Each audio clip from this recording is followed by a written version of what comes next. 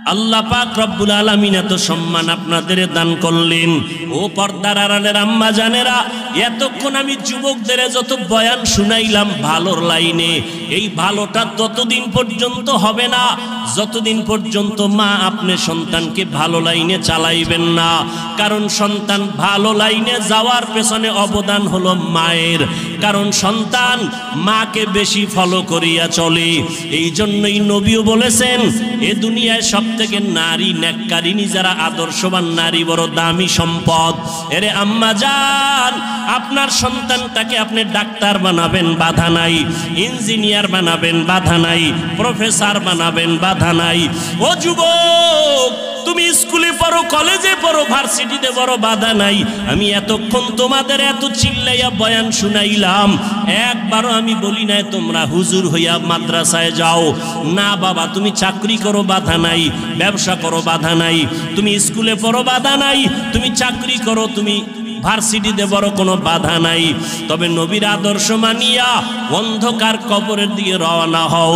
ডাক্তারও যদি হও, মা বাবার দোয়া নিয়ে চলিও, 5 বেলার নামাজ পড়িও, কপাল খুলে যাবে।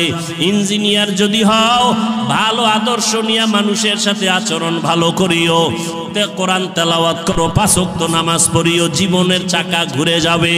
ও আল্লাহর বান্দারা, আম্মা জান আয়েশা বলেন, ও নবী, কিয়ামতের ময়দানে ভয়ঙ্কর হালাত কেমন হবে? নবী চোখের পানি ছেড়ে কাঁদেন আর কয়, আয়েশা, নবীরা যাদের কোনো গুনাহ নাই সেই নবীরা পর্যন্ত কান্নায় বিভোর হয়ে যাবে।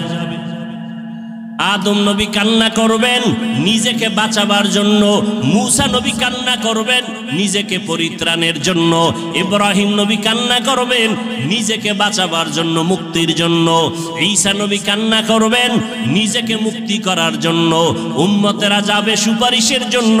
আদম নবী তাড়ায় দিবেন, মূসা নবী তাড়ায় দিবেন। উম্মতের সুপারিশ করতে গিয়া ইব্রাহিম নবী বলবেন আমি পারবো না, নূহ আলাইহিস সালাম বলবেন আমি পারবো না। নবী বলেন, ও আয়েশা জানো, ওই কঠিন সময় উম্মতেরা এক একজন নবীর কাছে যাইয়া যখন দেখবে সুপারিশের কেউ নাই, উম্মতেরা পাগলের মতো করবে। সর্বশেষ ওরা আমি মুহাম্মদের কাছে দৌড়ানোর চেষ্টা করবে, আমাকে তালাশ করবে। আম্মা জান বলেন, নবী আপনাকে হাসরের ময়দানে উম্মতেরা কোথায় পাবে?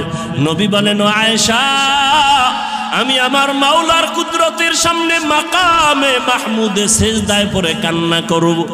অন্য নবীরা নিজেকে বাঁচাবার কান্নায় বিভোর, আর আমি মুহাম্মদ একবারও আমার জন্য আমি কান্না করব না। আমি কান্না করে শুধু বারবার বলবো, আল্লাহ আমার উম্মতের বাঁচাও, আমার উম্মতের বাঁচাও, আমার একটা উম্মত যেন জাহান্নামে না যায়। আমার আল্লাহ তখন বলবে, নবী আপনি কাঁদবেন না, আপনার উম্মত গুলো ধরে ধরে বাছাই করে জান্নাতের ময়দানের দিকে নিয়ে যান।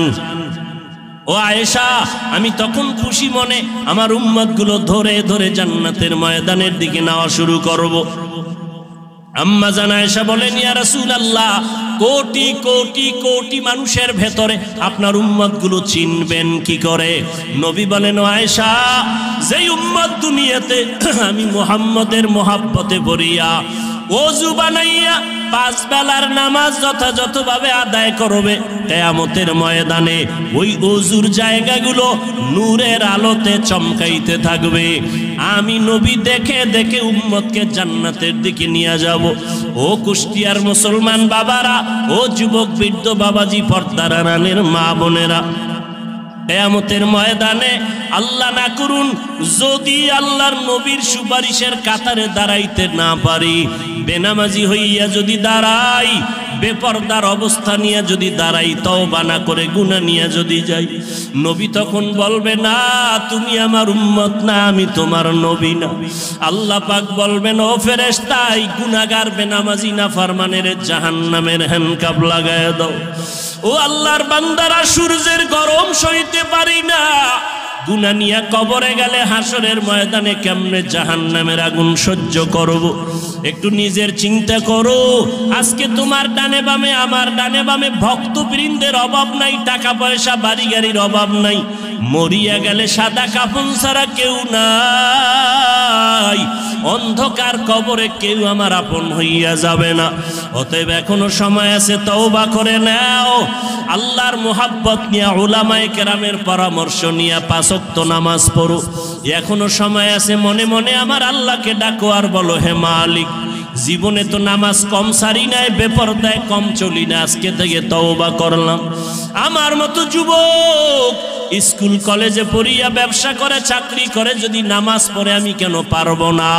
আজকে থেকে নামাজ ছাড়বো না, বেপরদায় চলবো না, দাড়ি কাটবো না, মা বাবার সাথে বেয়াদবি করবো না। ওয়ামা আরসালনাকা ইল্লা রাহমাতাল লিল আলামিন।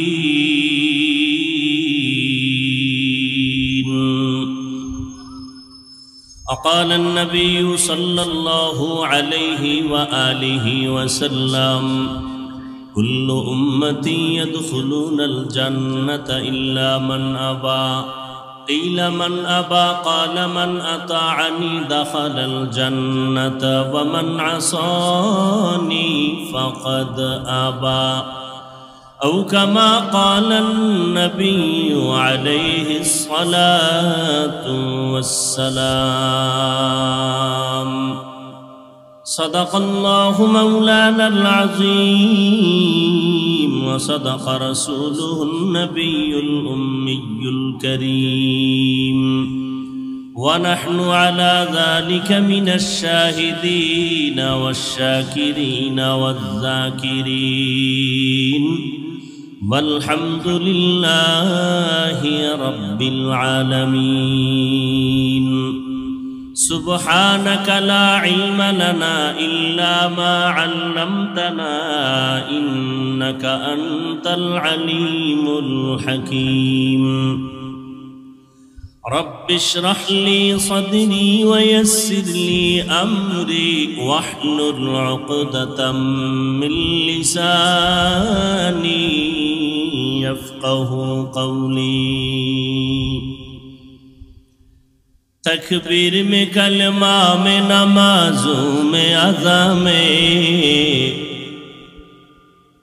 تکبیر میں کلمہ میں نمازوں میں اذاں میں ہے نام الہی سے ملا نام محمد ہے نام الہی سے ملا نام محمد فرماتے ہیں آدم کو مجھے خلد و تری میں فرماتے ہیں آدم کو مجھے خلد و تری میں لکھا ہوا توبہ پہ ملا نام محمد لکھا ہوا توبہ پہ ملا نام محمد ہے میم میں محبوب یہ مطلب کا اشارہ ہے میم میں محبوب یہ مطلب کا اشارہ پھر کیوں نہ ہو محبوب خدا نام محمد پھر کیوں نہ ہو محبوب خدا نام محمد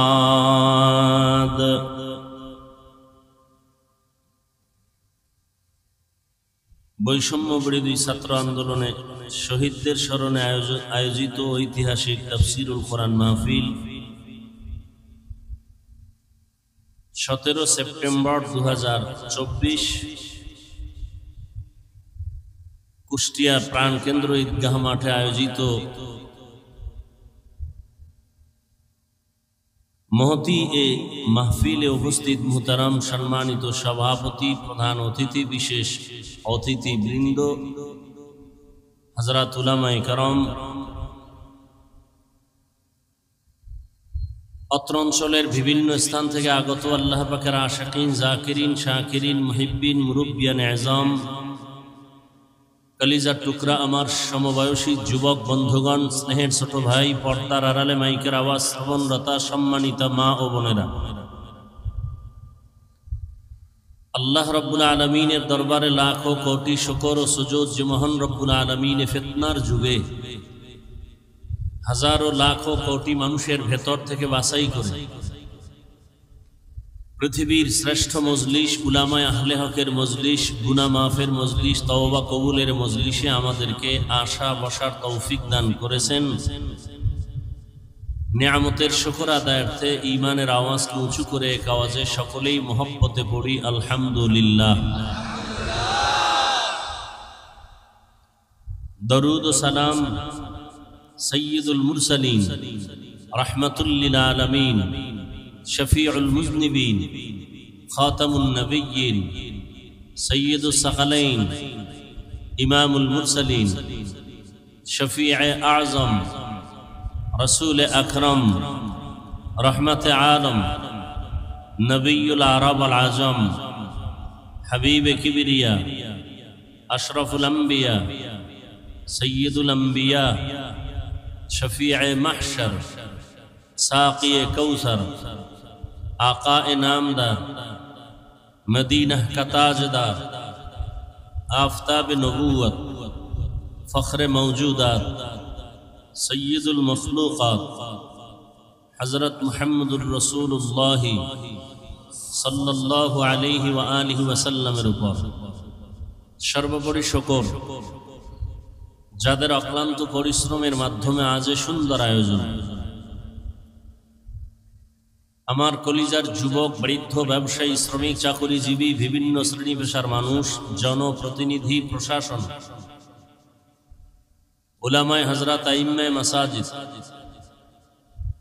সময়, পরামর্শ, অর্থ দিয়ে দোয়া করে উপস্থিত হয়ে মাইক, লাইট, প্যান্ডেলের ব্যবস্থাপনার মাধ্যমে সহযোগিতা যারা করেছেন প্রত্যেককেই আল্লাহ রাব্বুল আলামিনের খিদমতের বরকতে দুনিয়াতে শান্তি, পরকালে মুক্তির ব্যবস্থা করে দিন। আরো শুকর আদায় করি যে আল্লাহ আমাদেরকে সুস্থ রেখেছেন, হায়াত দিয়া বাঁচায় রেখেছেন এবং বরকতি মজলিসে আল্লাহ কবুল করেছেন। আজ আমার অনেক ভাই, অনেক মা, অনেক বোন, অনেক বাবা দুনিয়াতে নাই। কুষ্টিয়ার শহরে উন্মুক্ত পরিবেশে কোরআন ও সুন্নাহর আলোকে আজকের এই প্রোগ্রাম মানুষের কাছে এক ঈদের আনন্দের মতো।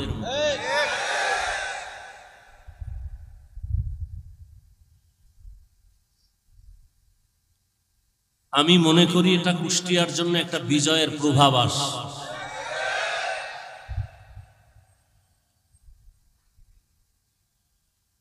প্রত্যেকটা বিজয়ের জন্য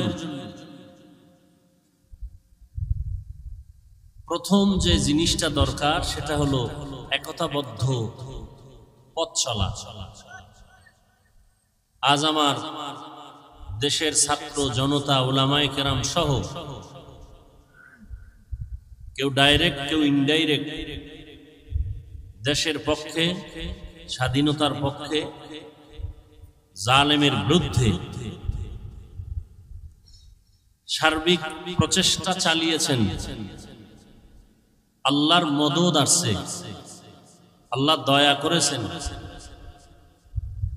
আল্লাহর রহমত ছাড়া এটা অসম্ভব। অনেক বান্দা বান্দির চোখের পানির এটা ফলাফল। এখনো আমরা যে আরামে ঘুমিয়ে থাকবো চুপচাপ, বিষয়টা এমনও না।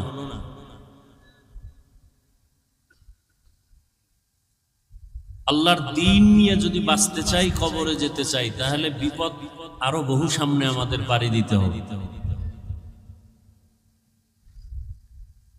আজকের এই মহাসম্মেলন থেকে দোয়া করি হাজারো লাখো মানুষ আমিন যখন বলবেন, আমার আমিন কবুল হওয়ার গ্যারান্টি না থাকলেও এই বরকতি মজলিসে বহু আল্লাহর আশেক আছেন যারা আমিন কবুল হয়ে যাবে ইনশাআল্লাহ। আমি দোয়া করব, আপনারা শুধু আমিন বলবেন। আল্লাহ পাক এই সম্মেলন, এই প্রোগ্রামের বরকতে আমার দেশ, আমার জাতিকে জুলুম থেকে চূড়ান্তভাবে হেফাজত করুন। বিশেষ করে এই কুষ্টিয়ার বৃহত্তর অঞ্চল আল্লাহ পাক রব্বুল আলামিন দ্বীনের জন্য কবুল করেন। যারা এই উন্মুক্ত পরিবেশে দ্বীনের কথা বলার পরিবেশ তৈরি করার ক্ষেত্রে সার্বিক সহযোগিতা করেছেন, করতে গিয়ে আমার ছাত্র দুনিয়ার থেকে বিদায় হয়ে গেছেন। আল্লাহ পাক তাদেরকে জান্নাতুল ফেরদাউস দান করেন। শহীদদের মাগফিরাত কামনায় আজকের এই আয়োজন। শহীদি দরওয়াজা এমন একটা দরওয়াজা যে জান্নাতে ঢুকতে কোনো টিকিট লাগে না। আল্লাহর রাসূল বলেন, কেউ যদি শহীদি মরণ চায় আল্লাহ তাকে শহীদি মরণ দিবেন, সে যদি ঘরের বিছানায়ও মরে যায়। বলে ঘরের বিছানায় মরে গেলে শহীদ কেমনে? বাচ্চা প্রসবকালে কোনো মা যদি দুনিয়া থেকে বিদায় হয়ে যান আল্লাহ তাকে শাহাদাতের মরণ দান করেন। কোন মানুষ যদি বিষ বেদনা, পেটে ব্যথায় মরে যায় আল্লাহ শহীদের মর্যাদা দান করেন।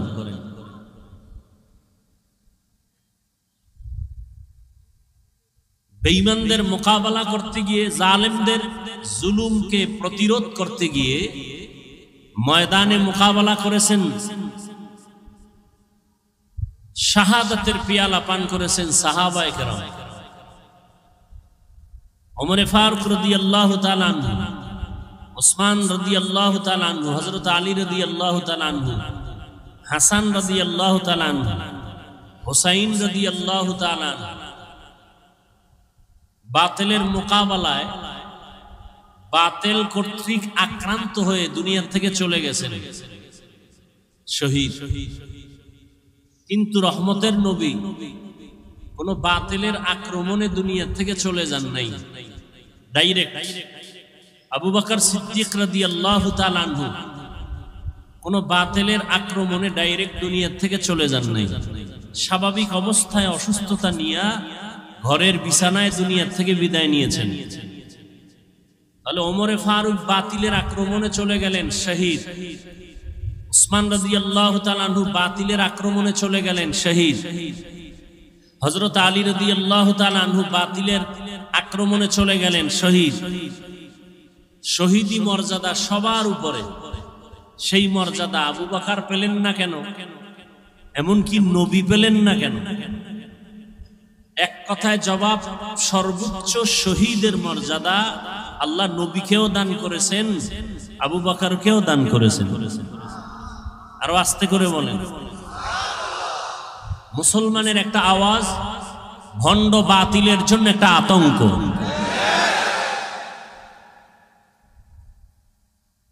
সমস্ত দুনিয়ার বিধর্মীরা মুসলমানের আওয়াজটাকে বেশি ভয় পায়। মুসলমানের টাকা লাগে না, বাড়ি লাগে না, কিচ্ছু লাগে না, ইমানের আওয়াজ। আওয়াজটা হতে হবে ইমানের, আওয়াজটা হতে হবে ইমানের। সেদিন এক জায়গায় বলেছিলাম, কেউ জোরে আওয়াজ দেয় বেশি খাইয়া, পেটে ব্যথা শুরু হয়েছে চিল্লায়। আবার কেউ চিৎকার দেয় 17 বছর না খাইয়া। আছে না নাই? কেউ খাইয়াও চিল্লায়, কেউ না খায় চিল্লায়। মুসলমানের খাওয়া নাই, না খাওয়া নাই, মুসলমানের চিল্লানি হবে ইমানের চিল্লানি। আর একটা কথা আপনাদের মনে তো থাকবেই, বরং এই যে বিলবোর্ড করে লিখে রাখা উচিত রাস্তার মোড়ে মোড়ে, কোরআন হাদিস ইসলাম আর আলেম ওলামার সাথে বেয়াদবি করে কেউ দুনিয়াতে সফলতার সূর্য দেখতে পারে নাই, পারবেও না। এই কথাটা যদি কেউ উল্টো দিকে নেয় তার কপাল পুড়ে যাবে মরার আগেই। বাংলাদেশের ইতিহাসে সফলতার মানদণ্ডে যারা আগায় গেছে একমাত্র ইসলামের আলো দিয়ে, ওলামায়ে কেরামের দোয়া নিয়ে। যারা বেয়াদবি করেছে তাদের পতন মরার আগেই হয়ে গেছে। কারণ কিয়ামতের আগের দিন পর্যন্ত এই জমিনে আর কোনোদিন নবী আসবেন না, সাহাবায়ে কেরাম আসবেন না। আসবেন? আমাকে একটু জবাব দেন আর কথা বুঝার চেষ্টা করেন, ভুল হলে ধরায় দিয়েন। কিয়ামতের আগ পর্যন্ত নবীজি আসবেন? আবু বকর, ওমর, ওসমান, আলী সহ কোন সাহাবায়ে কেরাম আসবেন? আসবেন না। আমরা তো সবাই জান্নাতে যেতে চাই, যেতে চাই না? অবশ্যই চাই, আল্লাহ কবুল করেন। জান্নাত পেতে হলে কি কাজ করতে হবে, কি ছাড়তে হবে, এ বিষয়ে দিক নির্দেশনা আছে কোরআনে আর হাদিসে। কথা ঠিক? কোরআন নাজিল হয়েছে নবীর উপরে, নবী নাই। নবী সাহাবায়ে কেরামদের শিখাইছেন, তারাও নাই। এখন আপনি কোরআন পড়ে পড়ে সঠিক পথে যাবেন, ভালোটাকে গ্রহণ করবেন, খারাপটাকে আপনি বর্জন করবেন। আফসুস, হাজার আফসুস, আপনার আব্বাও কোরআন বুঝে না, আপনিও কোরআনের আরবি বুঝেন না, হাদিসেরও আরবি বুঝেন না। আপনি জান্নাতের পথ চিনবেন কি করে আর চলবেন কি করে? কথা বুঝাইতে পারলাম? এখন কি করার? নবীও আসবেন না। কোরআন বুঝাবার জন্য আবু বকর, ওমর, ওসমান, আলী আসবেন না। কোরআন বুঝাবার জন্য এই জমিনে কিয়ামতের আগে মুজাদ্দেদে আলফে সানি আর আসবেন না, ইমাম বুখারী আর আসবেন না, ইমাম মুসলিম আসবেন না, ইমাম তিরমিজি আসবেন না। তাহলে এই জাতি যারা কোরআন বুঝে না, পড়তে পারে না, আরবি বুঝবে দূরের কথা, কোরআনের আরবি পড়তে পারে না, হাদিসের আরবি পড়তে পারে না, এরা কিভাবে জান্নাতের পথ পাবে? কিয়ামত পর্যন্ত এর স্থায়ী সমাধান হলো এই গোটা দুনিয়ার উম্মত জান্নাতের পথ খুঁজে পাবে কোরআন সুন্নাহর আলোকে, একমাত্র, শুধুমাত্র, কেবলমাত্র উলামায়ে আহলে হকের মাধ্যমে। অতএব যারা উলামায়ে কেরামদেরকে অ্যাবাউট করে চলবে, তারা খাসারাত দুনিয়া ওয়াল আখিরা, দুনিয়াও বরবাদ, আখিরাতও বরবাদ। উম্মতের রাহবার উলামায়ে কেরাম। উম্মত যখন নবীদের সাথে বেয়াদবি করত, তখন পতন চলে আসতো। নবীদের স্থলাভিষিক্ত সাহাবায়ে কেরাম, এদের পরে ক্রমান্বয়ে আসছে উলামায়ে কেরাম। এই উলামায়ে কেরামদের দাম কত? আল্লাহ নিজে কোরআন শরীফে বলেছেন, রাসূল হাদিসে বলেছেন। উলামায়ে কেরাম কারা? ইন্নামা ইয়াখশাল্লাহা মিন ইবাদিহিল উলামা। আল্লাহ বলেন, নিশ্চয়ই আমার বান্দাদের ভেতরে যারা আলেম, উলামা, তারা আমাকে বেশি ভয় করবেন। কাকে? আল্লাহকে ভয় করবেন। বান্দাদের ভেতরে যারা উলামা, এক বচনে আলেম, বহু বচনে উলামা। ভয় করার মানে কি? আমিও আল্লাহকে ভয় করি, আপনিও আল্লাহকে ভয় করেন। সবাইকে জিজ্ঞাসা করলে বলে আমরা সবাই আল্লাহকে ভয় করি।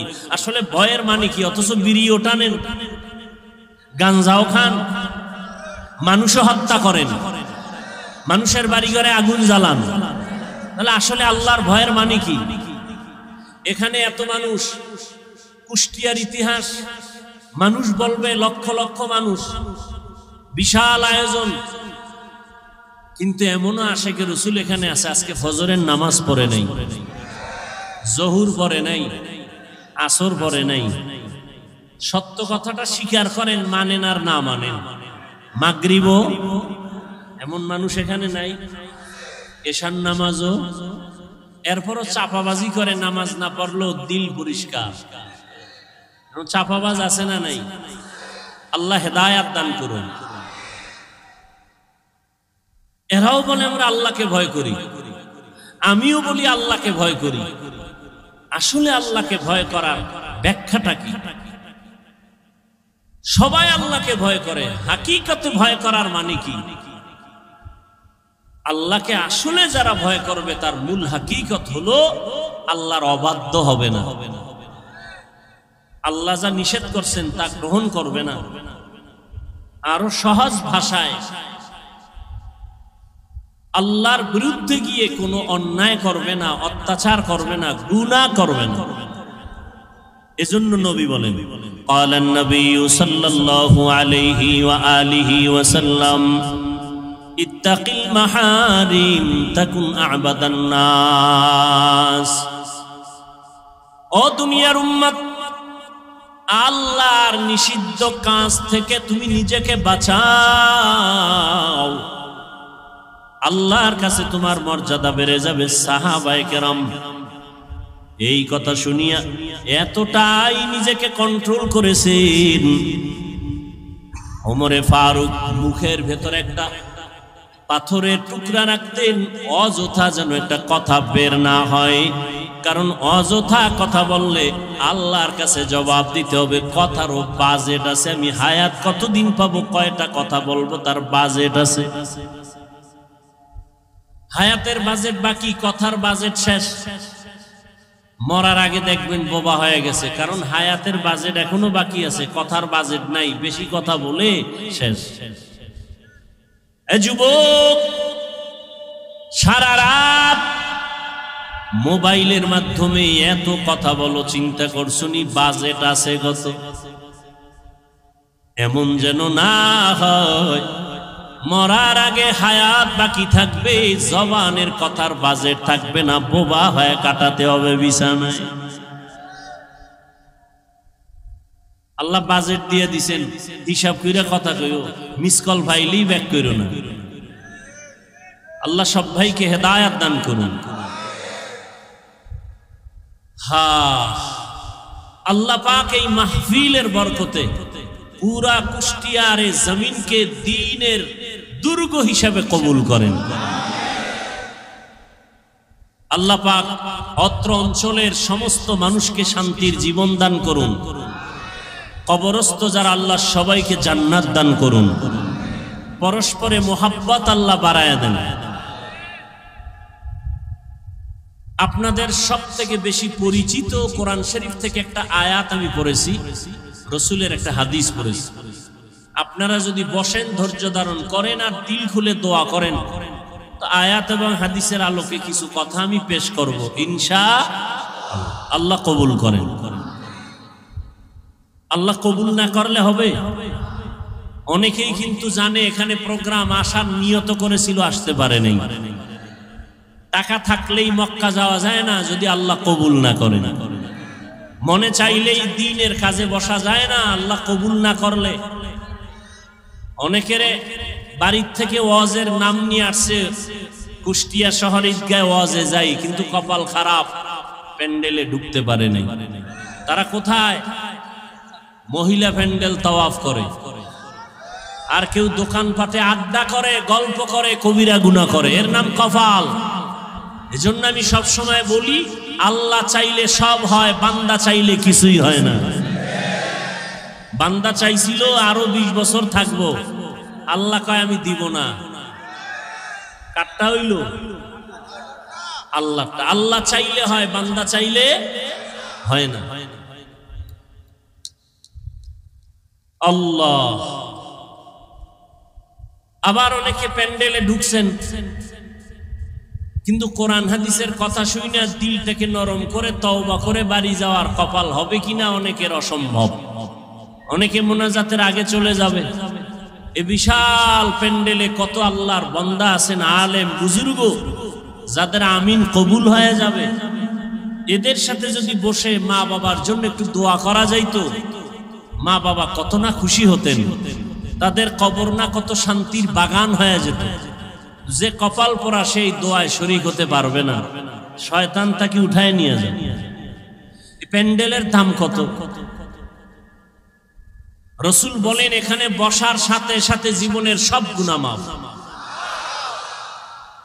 সুবহানাল্লাহর আওয়াজ যত দূর চলে গেল যত মানুষ সারা ভিন্ন মাখলুক শুনছে কিয়ামতের দিনে জমিন তার সাক্ষী হয়ে যাবে ইয়াউমা ইযিন তুহাদ্দিসু আখবারাহা কিয়ামতের দিন জমিন আপনার আমার পক্ষ বিপক্ষে সাক্ষী হবে দার কিয়ামত ই জমিদার নে কো বাদ কে জনা দিদা গওয়াহি হাদেহা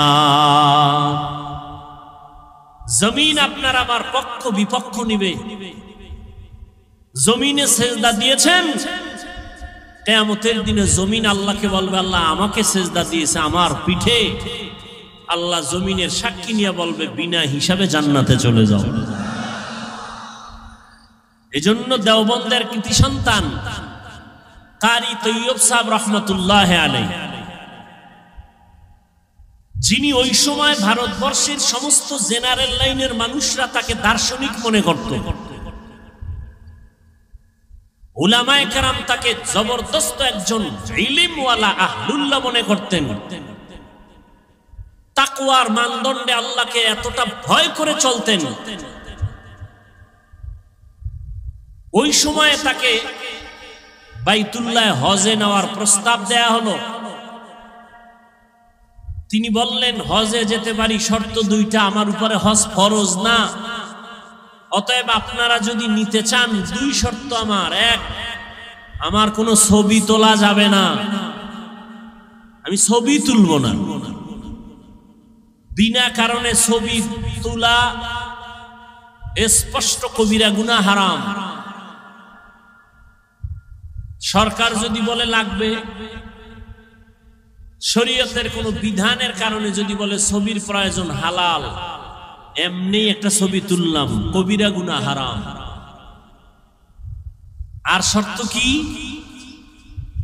আমি ভারত থেকে বাইতুল্লাহ যাব, আমার নামাজ যা হবে সেজদা আমাকে জমিনে দাওয়াতে হবে, আমি শূন্যের উপরে সেজদা দিব না, আমি মাটিতে সেজদা দিব। বলে এটা কেমনে সম্ভব?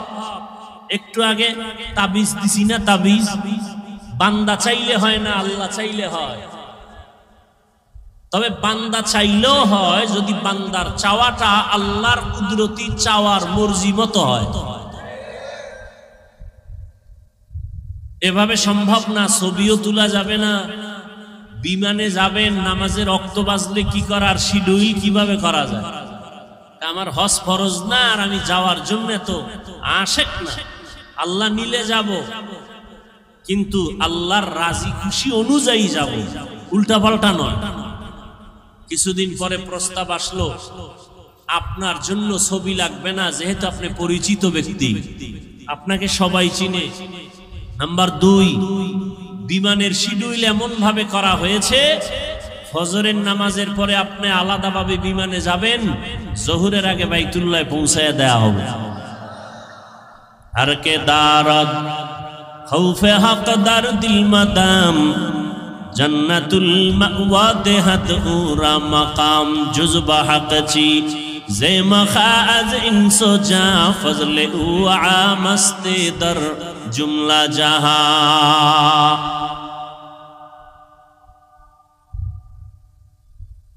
অতএব আল্লাহ দয়া করে নিয়ে আসছেন।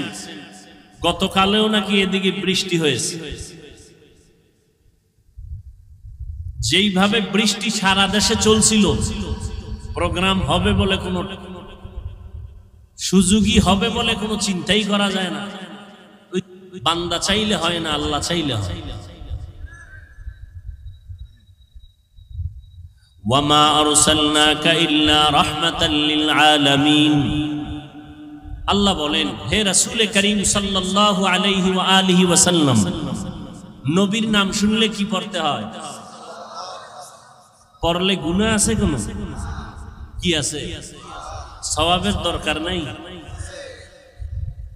একটুখানি নেকের তরে রোজ হাসরের মাঠেতে বাবা ঘুরবে ছেলের পিছে, ছেলে বাবার আগেতে। আহাতে মন কঠিন দিনেতে নামাজ তোমায় ভুলবে না, ঠিক মতো পড়িলে নামাজ জান্নাত তোমার ঠিকানা। ঘুমের চেয়ে নামাজ ভালো, আর তুমি ঘুমাইও না, ঠিক মতো পড়িলে নামাজ জান্নাত তোমার ঠিকানা। একটা নেকের টানে কিয়ামতের দিন বক্তা যাবে জাহান্নামে, শ্রোতারা যাবে জান্নাতে। এক নেকের ব্যবধানে পীর সাহেব জাহান্নামে, মুরিদ যাবে জান্নাতে। এক নেকের ব্যবধানে মা বাবার হাতে জাহান্নামের হ্যান্ডকাপ লেগে যাবে, সন্তান জান্নাতে যাবে। বক্তা শুধু বয়ানে করছি, আমল করি নাই। শ্রোতারা ভয় নিয়ে বসছে, এরা আমল করছে, আল্লাহ জান্নাত দিয়ে দিচ্ছে। हर के बाशुद आमिले सल्लु मुदम आतिशे दो ज़ुख़शवद बरवाए हराम। বেশি বেশি দুরূদ শরীফ পড়বেন। জীবনে আল্লাহ যদি জিগায় যে তোর জীবনে সব গুনাহ মাফ, একটা আমল আমাকে দেখা যে আমলটা ছোট হলেও সব সময় করছো, আমি আল্লাহর খুশির জন্য একটা আমল দেখাও, সেদিন কি দেখাবেন আল্লাহকে? নামাজ পড়ছেন, এখানেও ভেজাল। জিকির করছেন, ভেজাল। তেলাওয়াত করছেন, ভেজাল। মানুষকে দান করছেন, ভেজাল। দেখানোর জন্য করছেন। সহিহ হাদিস ওমরে ফারুক রাদিয়াল্লাহু তাআলা আনহু থেকে বর্ণিত, ওলামায়ে কেরাম জানেন, আপনারাও জানেন, কিয়ামতের কঠিন দিন আল্লাহ পাক তিন ব্যক্তিকে ডাকবেন, যেই তিন ব্যক্তির ব্যাপারে সারা দুনিয়ার দিল বলে, চোখ বলে এরা জান্নাতি, কিন্তু আল্লাহর কাছে এরা জান্নাতি কিনা একটু শুনেন। তিন ব্যক্তিকে আল্লাহ ডাকবেন। শহীদ, যুদ্ধের মাঠে যুদ্ধ করে শহীদ হয়ে গেছে, তার জানাজা হবে, গোসল হবে না, যে পোশাক আছে ওই পোশাক নিয়ে কবরে দাফন হবে। কিয়ামতের দিন আল্লাহ শহীদকে ডাকবেন, এই শহীদ আসো, তুমি শহীদ হয়েছ? বলে হ্যাঁ হয়েছে। কেন? আল্লাহ দ্বীনের জন্য। দুনিয়াওয়ালারা জানে দ্বীনের জন্য, আমি আল্লাহ জানি অন্যটা। দুনিয়াওয়ালারা তোমার উপরেরটা জানে, আমি তোমার দিলেরটা জানি। আল্লাহ কি? তোর দিল ছিল, তোরে সবাই বীর যোদ্ধা বলবে, তোকে সবাই বাহ বাহ দিবে। তোর অন্তর ছিল দুনিয়ার সম্মান পাওয়া, অতএব সে সম্মান দুনিয়ায় পাইছো, আমার আদালতে খালি জাহান্নামের ফেরেশতাকে হ্যান্ডকাপ লাগায় জাহান্নামে নাও। এরপরে ডাকবেন আলেমকে, এই আলেম আসো, তুমি ইলম শিখছো কেন? আলেম হয়েছো কেন? আল্লাহ দ্বীনের দাওয়াত দিব, দ্বীনের দিকে মানুষকে ডাকবো। মানুষ জানে তাই, আমি জানি ভিতরেরটা। আমি কি জানি জানো? তুই মানুষকে দাওয়াত দিবি না, তুই আলেম হয়েছো, এলেম দিয়ে দুনিয়া কামাই করবি, টাকা কামাই করবি, সম্মান কামাই করবি। মাওলানা না লেখলে কষ্ট পাও, আমি জানি না। আলহাজ না লেখলে কষ্ট পাও, দুনিয়াওয়ালারা জানে না, আমি তো জানি। হাদিয়া কম দিলে মনে কষ্ট, এখানে আর দাওয়াত দেওয়া যাবে না, দুনিয়াওয়ালারা জানে না, আমি তো জানি। যাও, জান্নাত নাই, জাহান্নামের ফেরেশতাকে হ্যান্ডকাপ দিয়া জাহান্নামে নিয়ে যাও। তৃতীয় ব্যক্তিকে ডাকবেন দানবীর। কোটি কোটি টাকা দান করছো কেন?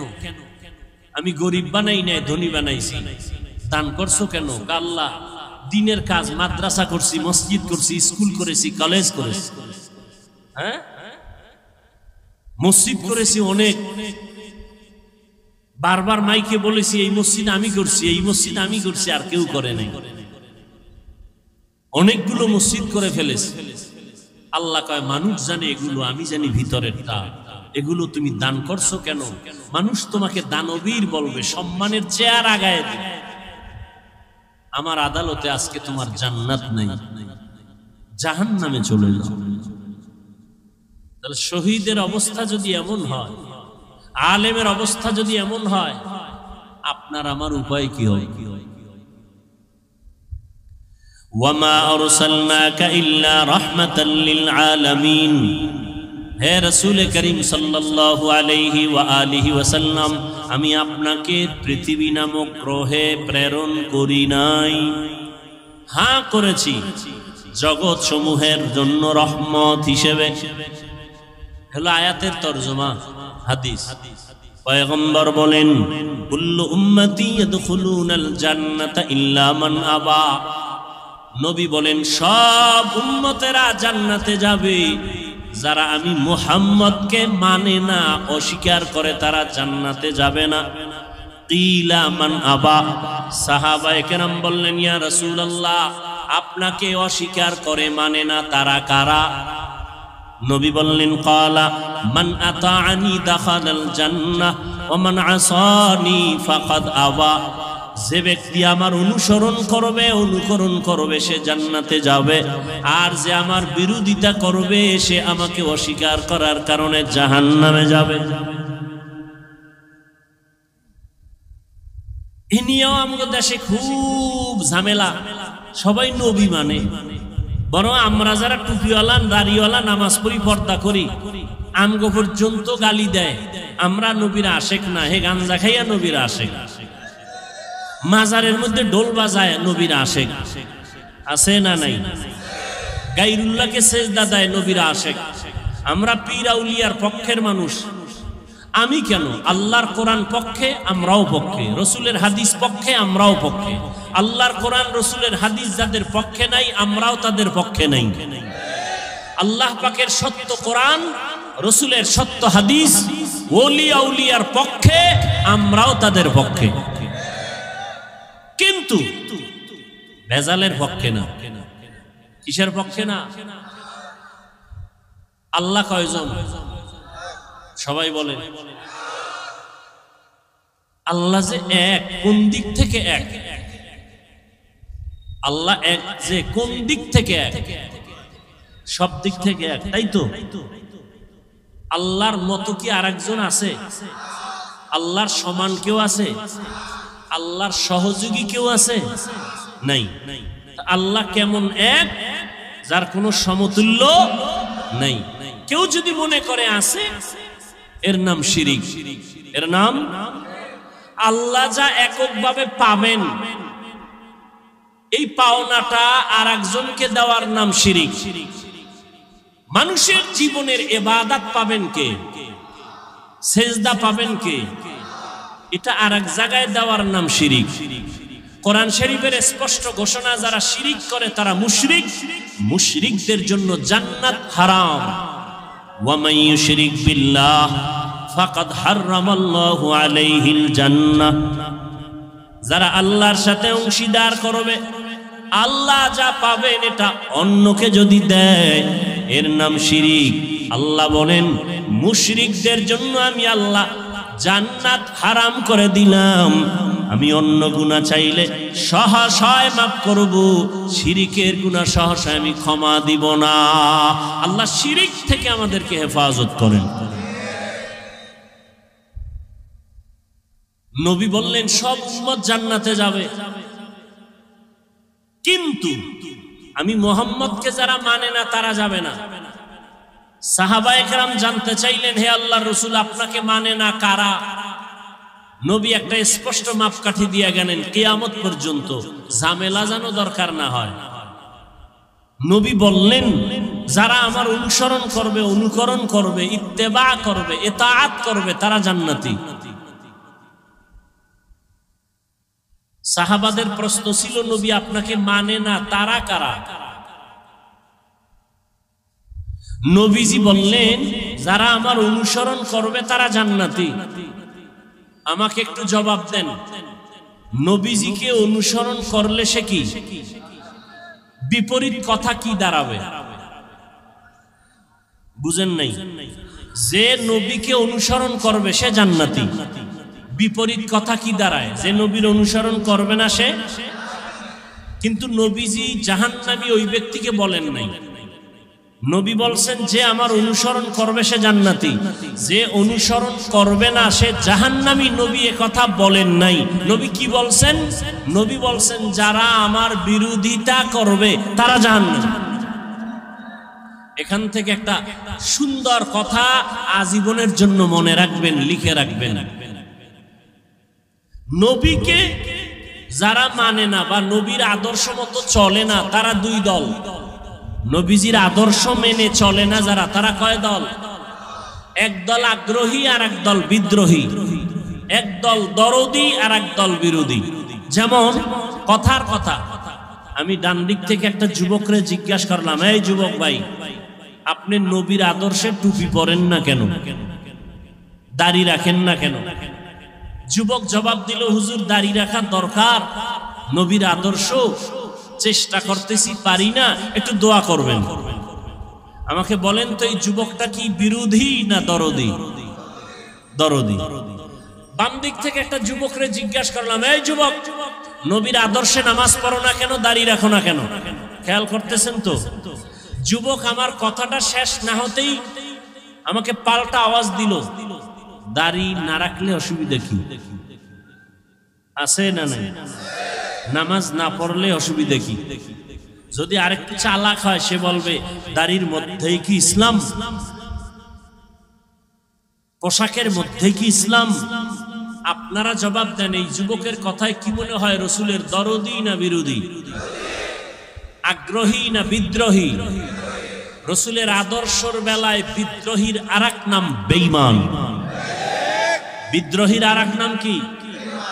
এখান থেকে কুষ্টিয়ার মানুষ আজীবন মনে রাখবেন, একটা লোক দাড়ি রাখে না তাকে গালি দেওয়া, মনে ভালো করে মুখস্থ করেন, এক যুবক দাড়ি রাখে না তাকে গালি দেওয়া, আর একজন দাড়ি পছন্দ করে না তাকে ছাড় দেওয়া যাবে না। একজন আগ্রহী আর একজন আগ্রহী মুমিন, বিদ্রোহী বেঈমান।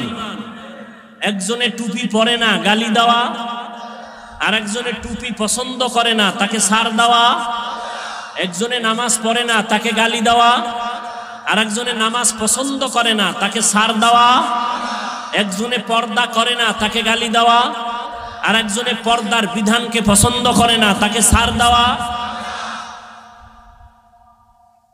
তাহলে একটা লোক দাড়ি রাখে না তাকে জাহান্নামী বলা যাবে? আগে বুঝতে হবে সে কি আগ্রহী না বিদ্রোহী। বুঝেন না কথা? অতএব একটা বেনামাজিকে দেখলে হিংসা করা যাবে না, গালি দেওয়া যাবে না, কাছে যেতে হবে, বুকে লাগাইতে হবে। এরপরে যদি বোঝা যায় যে আগ্রহ নাই, বিদ্রোহ, তখন সিদ্ধান্ত পাল্টাইতে হবে, এর আগে না। আমি 5 ওয়াক্ত নামাজ পড়ি, বেনামাজির দেখলে সি করে তাড়ায় দেওয়ার নাম, এটা কামিয়াবি না, সফলতা না। পাপকে ঘৃণা করো, পাপীকে, তার মানে কি? একটা লোক অন্যায় করছে, অন্যায়টাকে ঘৃণা করে তাকে তাড়ায় দিও না, তাকে তুমি কাছে যাও, বুঝাও যে ভাই নামাজ পড়েন, পর্দা করেন, হালাল মতো চলেন, অন্যায়টা দূর করার ব্যবস্থা করো। রোগকে ঘৃণা করো, রোগীকে না। হাদিসের উপরেই আজকের এই সবকটা আমরা মনে রাখবো।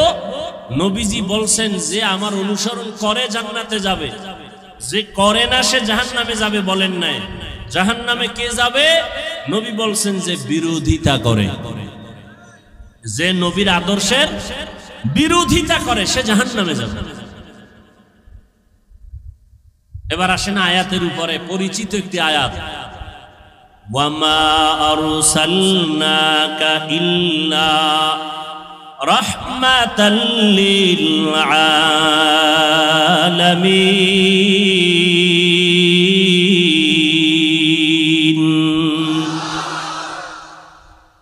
তরজমাটা বলছি, আর একবার বলি।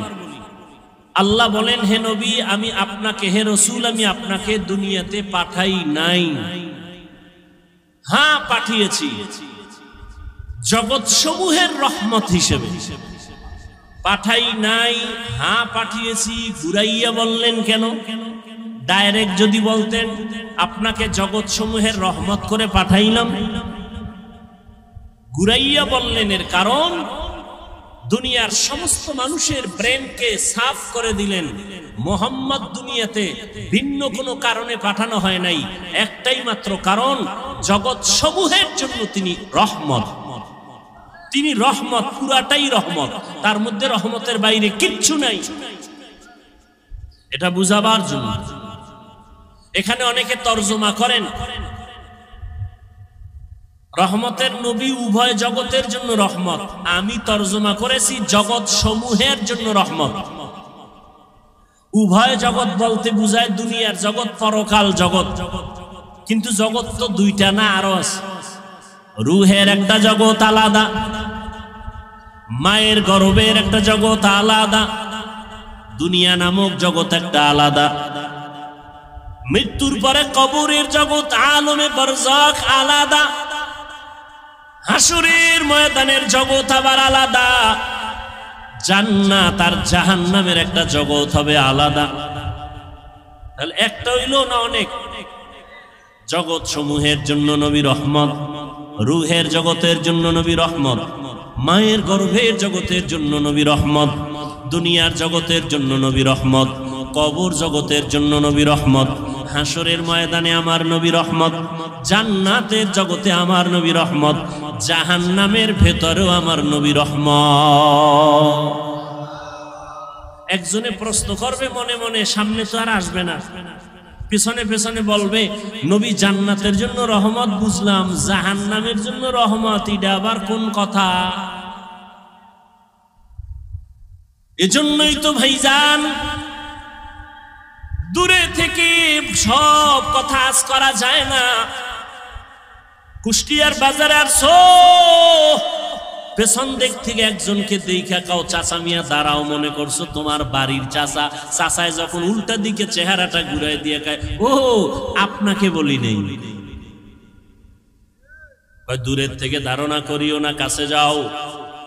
এই দুনিয়াতে নবী আসবেন না, সাহাবায়ে কেরাম আসবেন না, উলামায়ে কেরামে উম্মতের রাহবার, ওয়ারাসাতুল আম্বিয়া।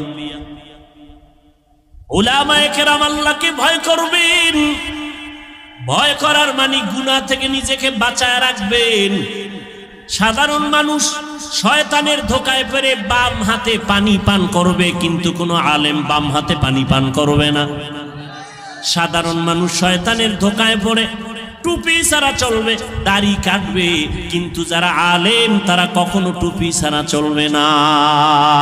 হর কে দারত খৌফে হক দার দিল মাদাম, জন্নতুল মাওয়া দেহাদ উরা মাকাম, জুজবা হক চি জে মখাজ ইনসো জা, ফজলে উআ মস্তে দর জুমলা জাহা।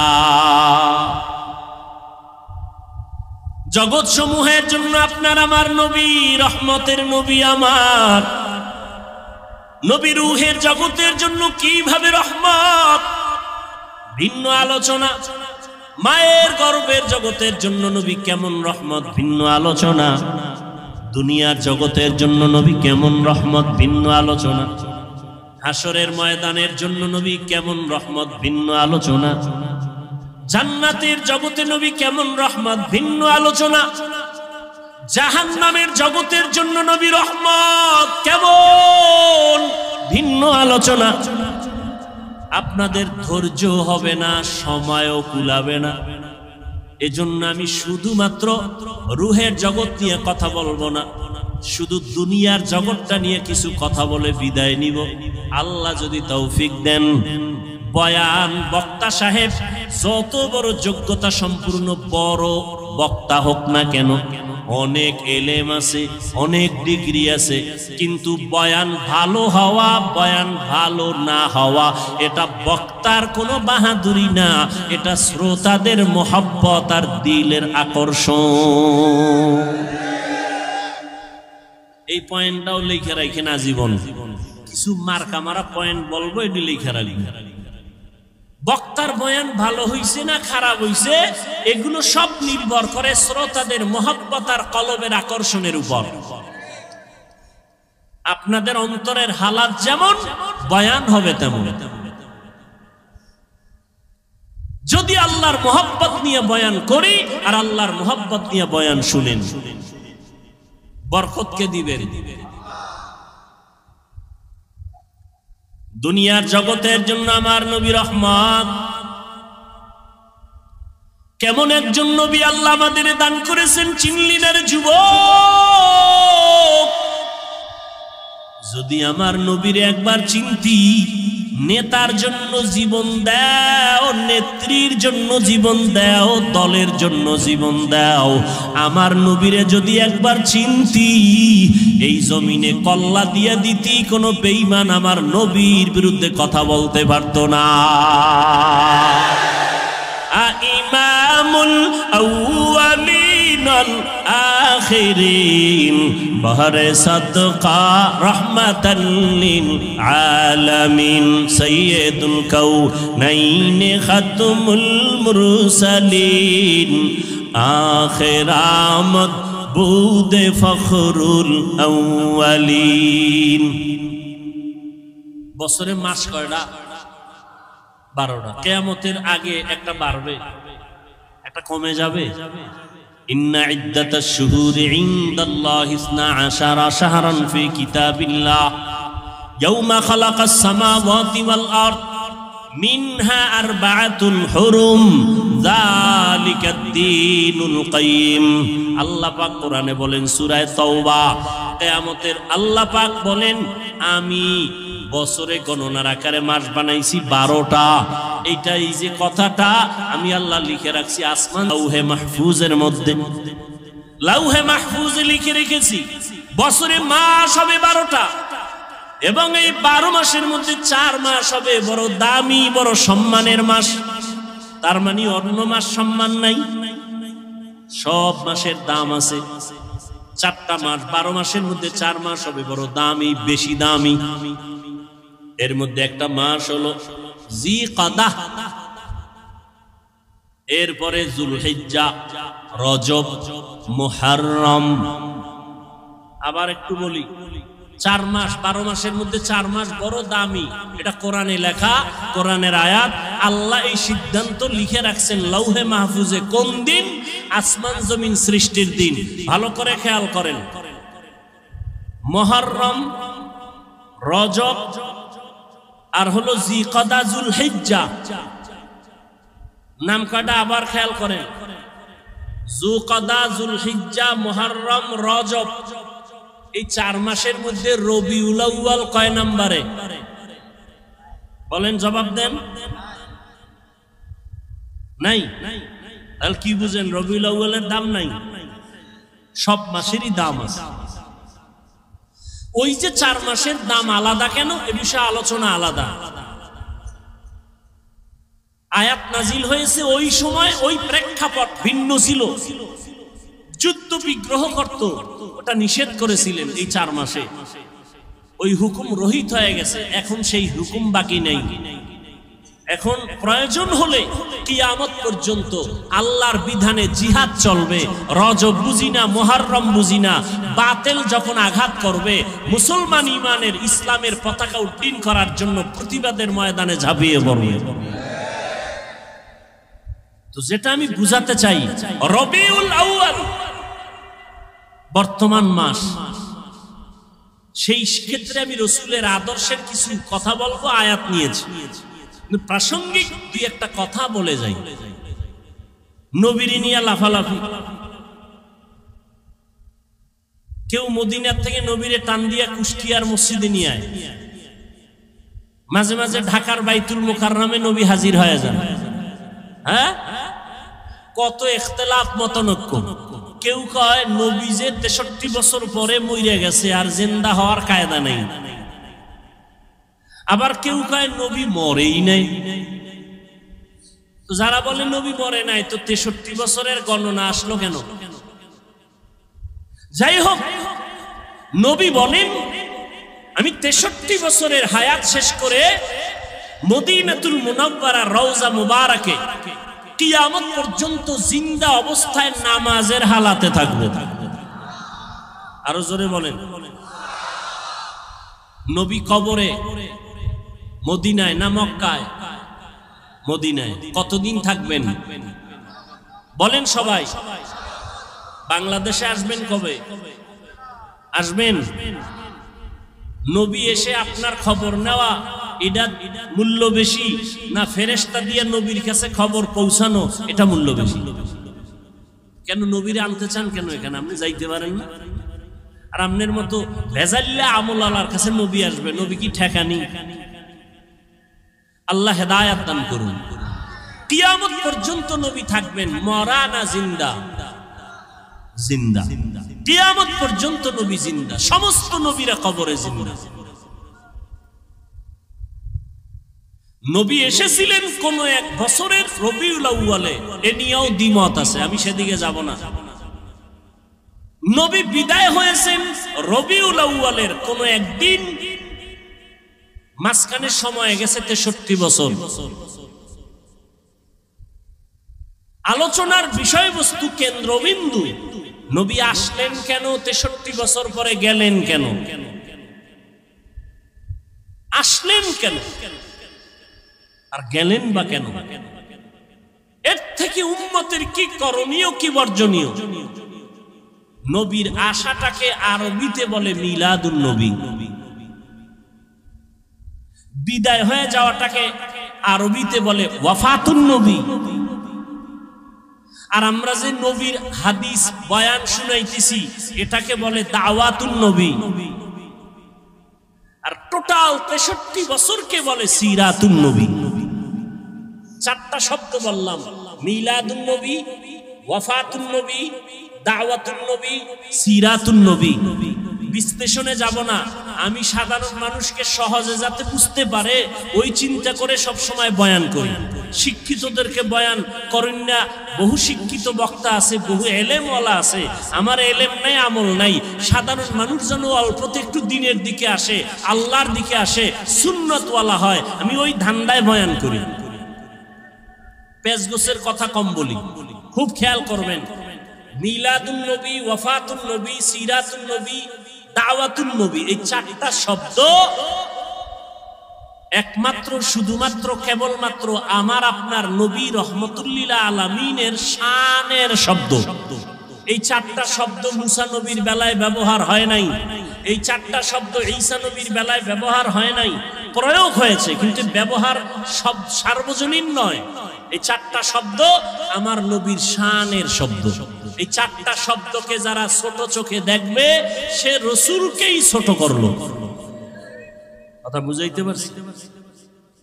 নবীজির জন্ম মোবারক আমরা মানি না, মানি না। নবীজির ইন্তেকাল আমরা মানি না, মানি না। তাহলে আমরা মিলাদুন নবীও মানি, ওয়াফাতুন নবীও মানি। নবীজির আদর্শ আমরা মানি না, মানি না। তাহলে আমরা নবীর সিরাতুন নবীও মানি, দাওয়াতুন নবীও মানি। অতএব নিয়ে আমাদের মধ্যে দূরত্ব সৃষ্টি করার কোনো সুযোগ নাই। এরপরে নিয়ে বহু আলোচনা আছে, ওদিকে আমি যাব না। আমি মূল, আমাদের নবী শ্রেষ্ঠ, এতে কোনো সন্দেহ নাই। সর্বসম্মতিক্রমে আমার নবী শ্রেষ্ঠ, আমরা এটা অন্তর দিয়ে বিশ্বাস করি, এটা আমাদের ঈমান, এটা আমাদের আকীদা। নবীরে কি দিয়ে বানাইছেন ওই ধান্দায় পইরা সময় নষ্ট না কইরা 100 বার দুরূদ শরীফ পড়ি, সওয়াব হবে। কি তর্ক বিতর্ক না কইরা আমল করি। কখন মরণ হয়ে যাবে বলা যায় না।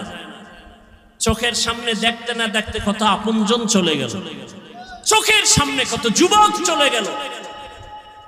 আমার চলে যাওয়ার পালা, কি নিয়ে যাইতেছি আর কি রেখে যাইতেছি। আল্লাহ বলেন মা আরসালনাকা ইল্লা রাহমাতাল লিল আলামিন, ও পয়গম্বর জগৎ সমূহের জন্য আমি আপনাকে রহমত করে পাঠাইলাম। রূহের জগতের জন্য নবী আমার রহমত, দুনিয়ার জগতের জন্য নবী রহমত, কবর জগতের জন্য নবী আমার রহমত, হাসরের জগতের জন্য নবী রহমত। দুনিয়ার জগতের জন্য নবী কিভাবে রহমত, এ বিষয়ে 2-4টা কথা আমি বলবো। রহমতের নবী এমন এক সময় জমিনের মধ্যে পদার্পণ করলেন মক্কা নগরীতে, আরব দেশের ভেতরে, যেই সময় মক্কার মানুষের মতো চরিত্রহীন লম্পট জমিনের মধ্যে আর কোথাও কোনো মানুষ ছিল না। মক্কার মানুষ বড় খারাপ মানুষ, এতটাই চরিত্রহীন। ভালো করে খেয়াল করেন, এতটাই চরিত্রহীন ওই মক্কার মানুষ, নারী আর পুরুষ উলঙ্গ হইয়া বাইতুল্লাহর চারপাশে তাওয়াফ করে। তারা কাপড় পরে যায় না, কারণ এই কাপড় দ্বারা ভিন্ন জায়গায় গিয়ে গুনাহ করছে। এই গুনাহযুক্ত কাপড় নিয়ে বাইতুল্লাহর কাছে যাবে না, এরা বাইতুল্লাহকে সম্মান করে। কিন্তু চরিত্র এতটাই দুর্বল, এরা নারীদের পছন্দ করে না। কন্যা ঘরে আসলে বাবা পর্যন্ত বেজার হয়ে যায়, বাবা লজ্জায় পড়ে ওই কন্যা সন্তানটাকে জ্যান্ত গলা টিপে হত্যা করে। এতটাই জালেম, এতটাই জুলুম চলতেছিল। জুলুমের সমাজ, এমন এক জায়গা চতুর্মুখী নাপাক আর নাপাক আর নাপাক। এই অবস্থায় এমন একজন রহমতের নবী মক্কা নগরীর মাঝে আল্লাহ পাঠাইছেন। রহমতের নবী আসছেন, আসা মাত্র জমিনের মধ্যে পরিবর্তনের হাওয়া শুরু হয়ে গেল। প্রশ্ন এখন জটিল, মক্কার মানুষ এত কেন খারাপ হলো, অন্য এলাকার মানুষ কেন খারাপ হলো না? সিরিয়ার মানুষ এত খারাপ কেন না? মক্কার মানুষ এত খারাপ কেন?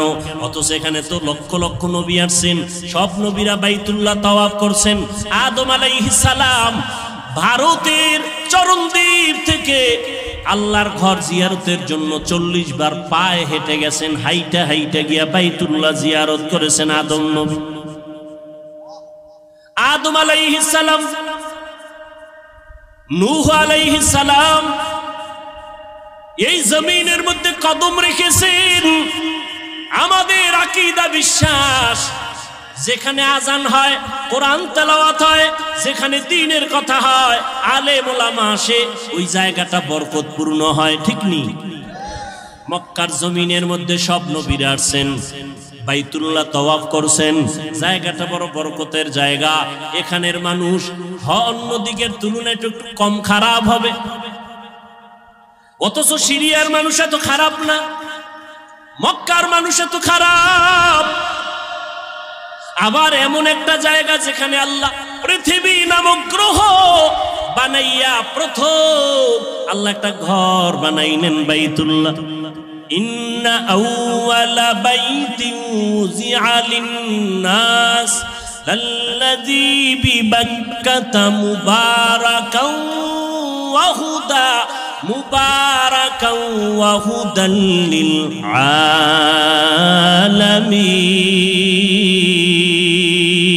আলামিন। আল্লাহ বলেন আমি ঘর বানাইলাম, জমিন বানাই আর কিছু বানাই নাই, প্রথম পৃথিবীতে বানাইছে একটা ঘর। বাক্কা নগরীর ভেতরে ঘর, ও ঘর হলো বাইতুল্লাহ। এমন একটা ঘর যেই ঘরটার দিয়ে তাকাইলে সওয়াব, যেই ঘর এত বরকতের ঘর, হেদায়াতের জন্য দিলাম জগৎ সমূহের হেদায়াত। এটা এমন একটা ঘর, নবী বলেন তুমি জিকির করো না, তেলাওয়াত করো না, নামাজ পড়ো না, তাওয়াফ করো না, শুধু আল্লাহর ঘরটার দিকে যদি তাকাইয়া বসে বসে শুধু তাকায়া থাকো, অনবরত আমল নামায় সওয়াব লেখা হবে। हर के दारत खौफ हक दर दिल मदाम जन्नतुल मावा देहदुरा मकाम। এমন একটা বরকতের ঘর, যেই ঘরটা 24টা ঘন্টার সেকেন্ডে সেকেন্ডে তাওয়াফ চলে, মানুষ না থাকলেও জিনেরা ফেরেশতারা করে। এটা এমন একটা জায়গায় আল্লাহ দিছেন, এই ঘর বরাবর 7 আসমানের উপর একটা নূরের ঘর আছে, ফেরেশতাদের কাবা, নাম হলো বাইতুল মামুর। নূরের ঘর, নূরের ঘর। 70,000 ফেরেশতা মুহূর্তে মুহূর্তে 7 আসমানের বাইতুল মামুর তাওয়াফ করে। একবার যারা সুযোগ পায়, কিয়ামতের আগে আর তাদের সুযোগ হবে না। ওই বরাবর আল্লাহ বাইতুল্লাহ জমিনে বানাইলেন, ফেরেশতারা বাইতুল মামুর তাওয়াফ করে। আল্লাহ ওয়াদা করলেন, ও ফেরেশতা, জমিনের মধ্যে এমন একটা ঘর আমি বাইতুল্লাহ বানাইলাম, এই বাইতুল্লাহর তাওয়াফ যারা করবে আমি আল্লাহ তাদেরকে এতটা নিষ্পাপ বানায় দিব, মায়ের গর্ভ থেকে বাচ্চা যেমন নিষ্পাপ ভূমিষ্ঠ হয়, আমার বাইতুল্লাহ জিয়ারত করে যারা বের হবে তাদেরও নিষ্পাপ বানায় দিব।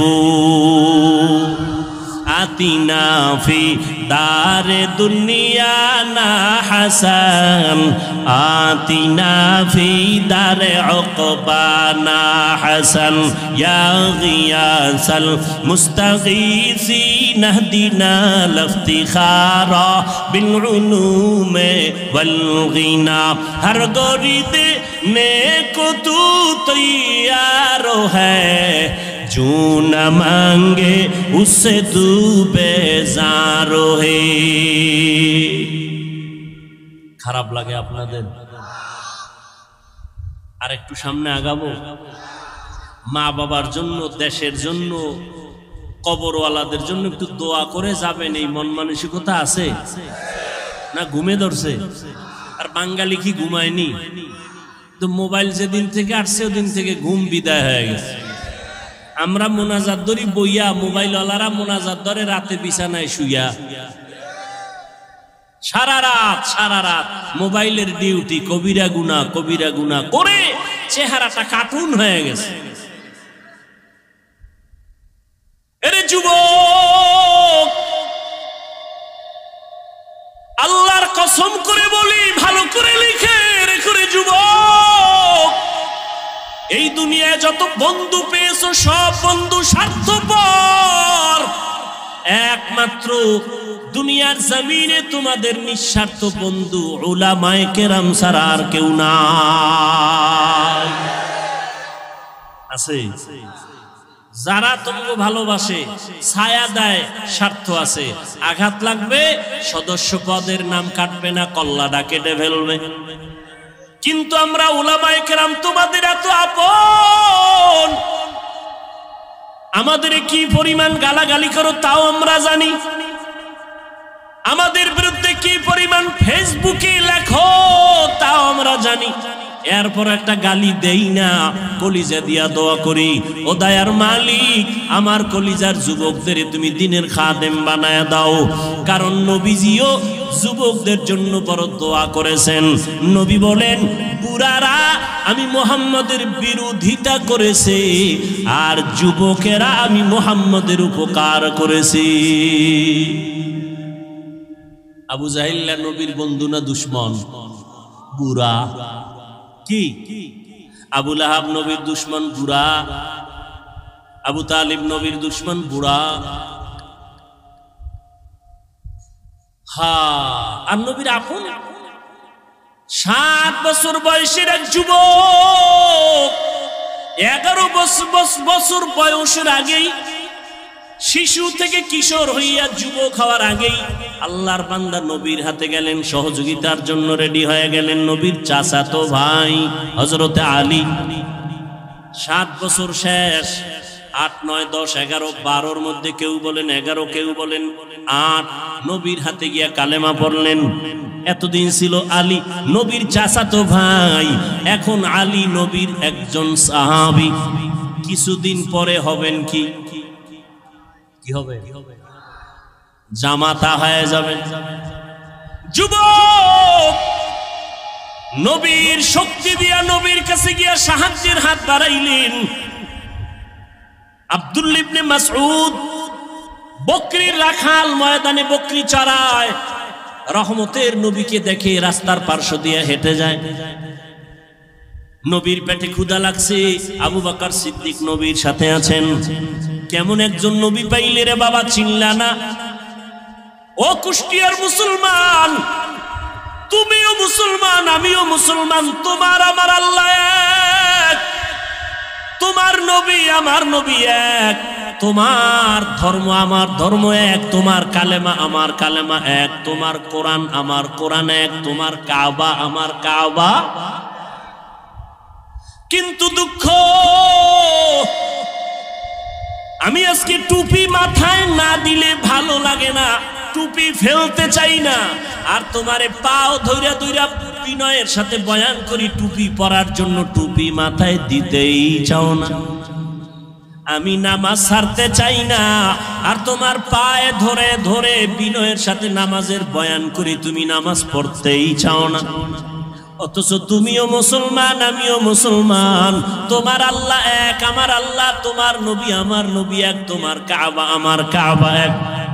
তুমি আজ আমি মসজিদে না ঢুকলে লজ্জা পাই, আর তুমি মসজিদে ঢুকতে গেলে লজ্জা পাও। আমি পর্দা না করলে লজ্জা পাই, তুমি পর্দা করতে গেলে লজ্জা পাও। আমি টুপি ফেলতে চাই না, তুমি টুপি দিতে চাও না। আমি দাড়ি কাটতে চাই না, তোমারে পাও দইরা বয়ান করার পরেও তুমি দাড়ি রাখতে চাও না। কারণটা কি রে বাবা? অথচ তোমার আল্লাহ এক, আমার নবী এক, তোমার কাবা আমার কাবা এক, সব এক, দুনিয়াতে আসছি এক। আবার যেদিন বিদায়ের আওয়াজ হবে, আমি হাফিজুর রহমানেরও 3টা কাফন, তোমারও 3টা কাফন হবে। পীর সাহেবের জন্য একটা কাফন কেউ বাড়াইয়াও দিবে না, এমপি মারা গেলে কাফন বাড়াবে না, রিক্সার ড্রাইভার মরে গেলে গরিবের কারণে একটা কাফন কেউ কমাইয়াও দিবে না। সবার বেলায় 3টা কাফন, কালার হবে আলাদা। কি যারা আলিয়ায় ভরে তাদের কালার একরকম, যারা কওমিতে ভরে তাদের কালার আর একরকম, সব এক। তিনটা সাদা কাপড়ের প্যাকেট যখন হবে, কে পীর, কে মুরিদ, কে আলেম, কে মূর্খ, কে ইমাম, কে মুক্তাদি লেখা থাকবে, সব একাকার হয়ে গেছে। কবরে রাখার পর প্রশ্ন হবে তিনটা। কয়টা? আমাকেও যেই প্রশ্ন করা হবে আপনাদেরও সে একই প্রশ্ন করা হবে। রবের পরিচয় দাও, ধর্মের পরিচয় দাও, রহমাতুল্লিল আলামিনের পরিচয় দাও। আমাকেও প্রশ্ন যা করবে আপনাদেরও সেই একই প্রশ্ন করা হবে। ও আল্লাহর বান্দারা, কেমন একজন নবী পাইলেন, ওই নবীর জন্য একটু মায়া হলো না রে বাবা? আজকে আমি তোমার মতো চলি, এই দুনিয়ায় চলি তোমার মতোই চলাফেরা করি। তুমিও 3 বেলা খাও, আমরাও 3 বেলা খাই। তুমিও রাতের বেলা ঘুমাও, আমরাও ঘুমাই। ও আল্লাহর বান্দারা, তোমরাও ব্যবসা করো, চাকরি করো, আমরাও ব্যবসা করি, চাকরি করি।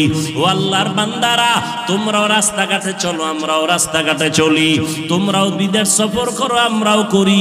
কই ও আল্লাহর বান্দা, একই দেশে বসবাস করি, একই হাওয়া বাতাসে চলি, একই খানা খাই, কিন্তু আজকে তুমি মুসলমান, আমি মুসলমান, এক আল্লাহর গোলাম হইয়া কেন তুমি নবী মানো না? কেন তুমি নবীর মোহাব্বত অন্তরে জমা করো না? কারণটা কি বুঝেই আসে না? আসলে কারণ হলো, যে যাকে চিনে না সে তাকে মানে না। তুমি আমার আল্লাহকে এখনো চিনতে পারো নাই রে যুবক। তুমি নেতাকে চিনছো, নেতার জন্য তুমি জীবন দিয়া রাস্তায় বের হইয়া যাও।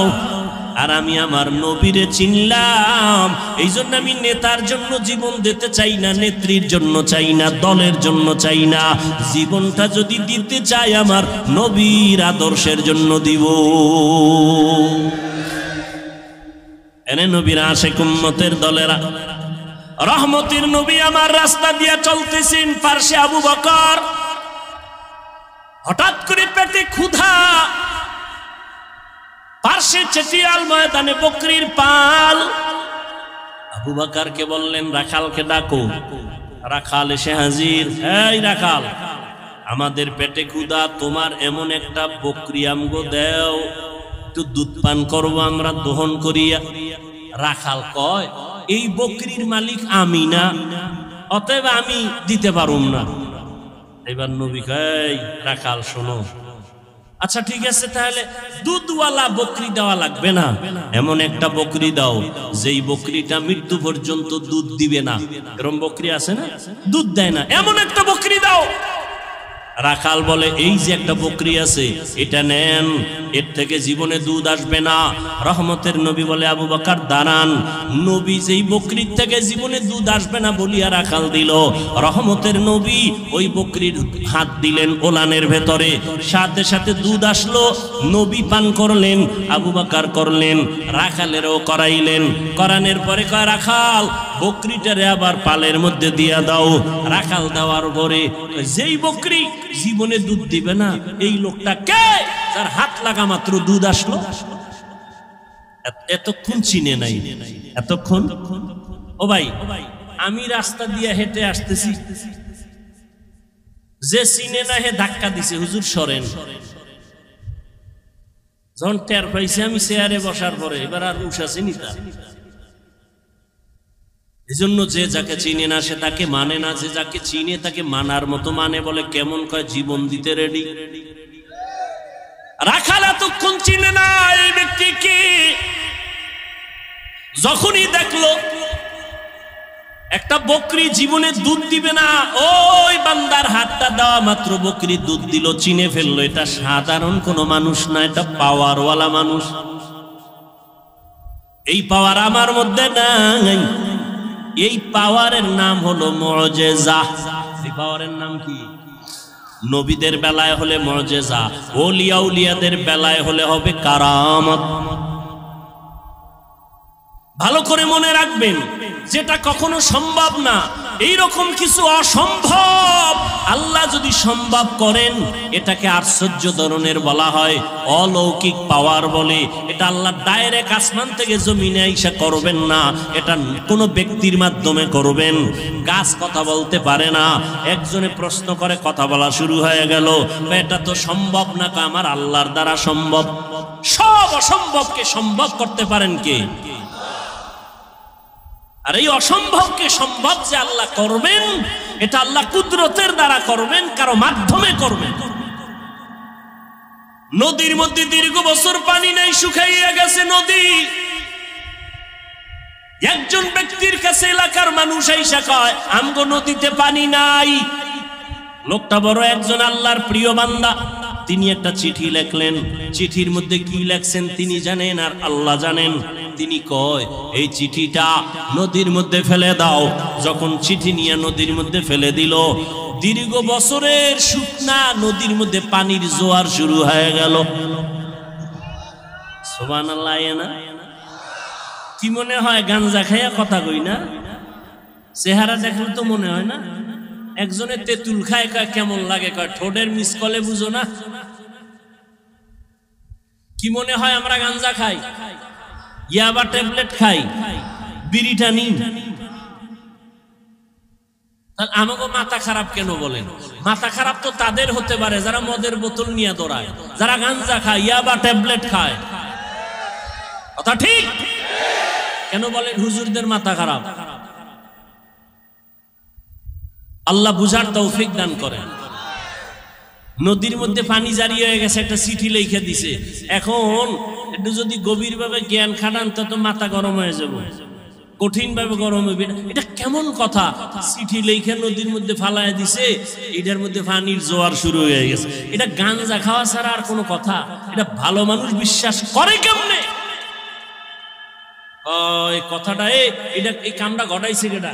একজনে কানে কানে কয় এটা তাবলিগ ওয়ালারা ঘটাইছে। যদি কয় তাবলিগ, তো বিনা দলিলে কাফের। না না তাবলিগ না, কারা কয় সরমনায়, কত ডবল কাফের। কারা ঘটাইছে? কারণ সরমনায় না।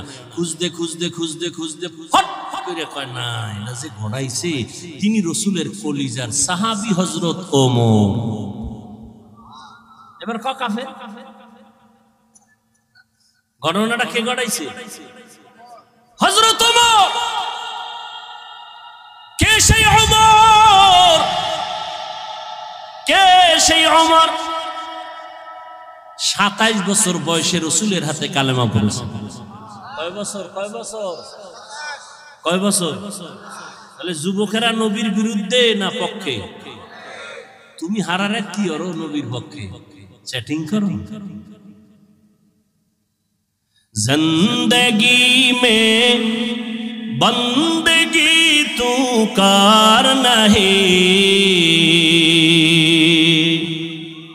जिंदगी में बंदगी तू कार नहीं, जिंदगी में बंदगी शर्मिंदा है, जिंदगी में बंदगी शर्मिंदा है। दुनिया में हो दुनिया का तलबगार न हो,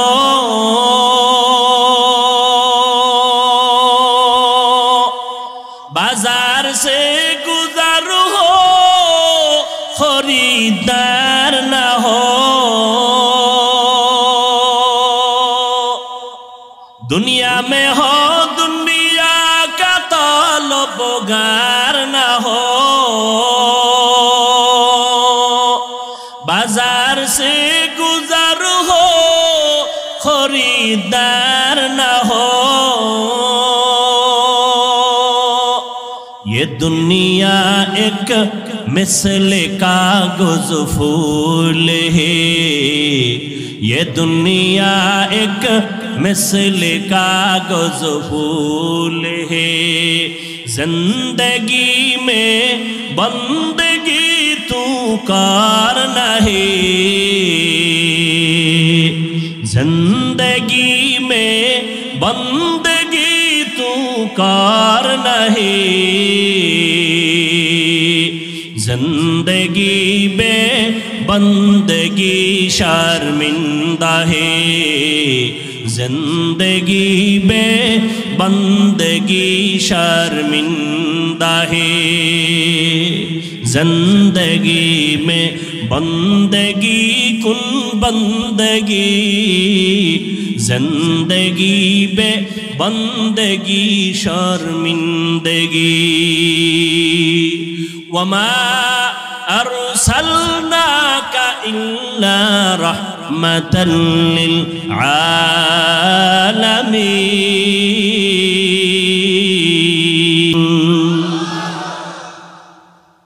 রাখাল যখন দেখলো যেই বকরি কখনো দুধ দিবে না, হঠাৎ করে দুধ চলে আসছে, এই বান্দা সাধারণ না, এই বান্দা বড় দামি। পাশের লোকটা দাঁড়ানো কে দেখছেন নি? খবর নাই। কে? আবু বকর সিদ্দিককে জিজ্ঞাসা করলেন কে?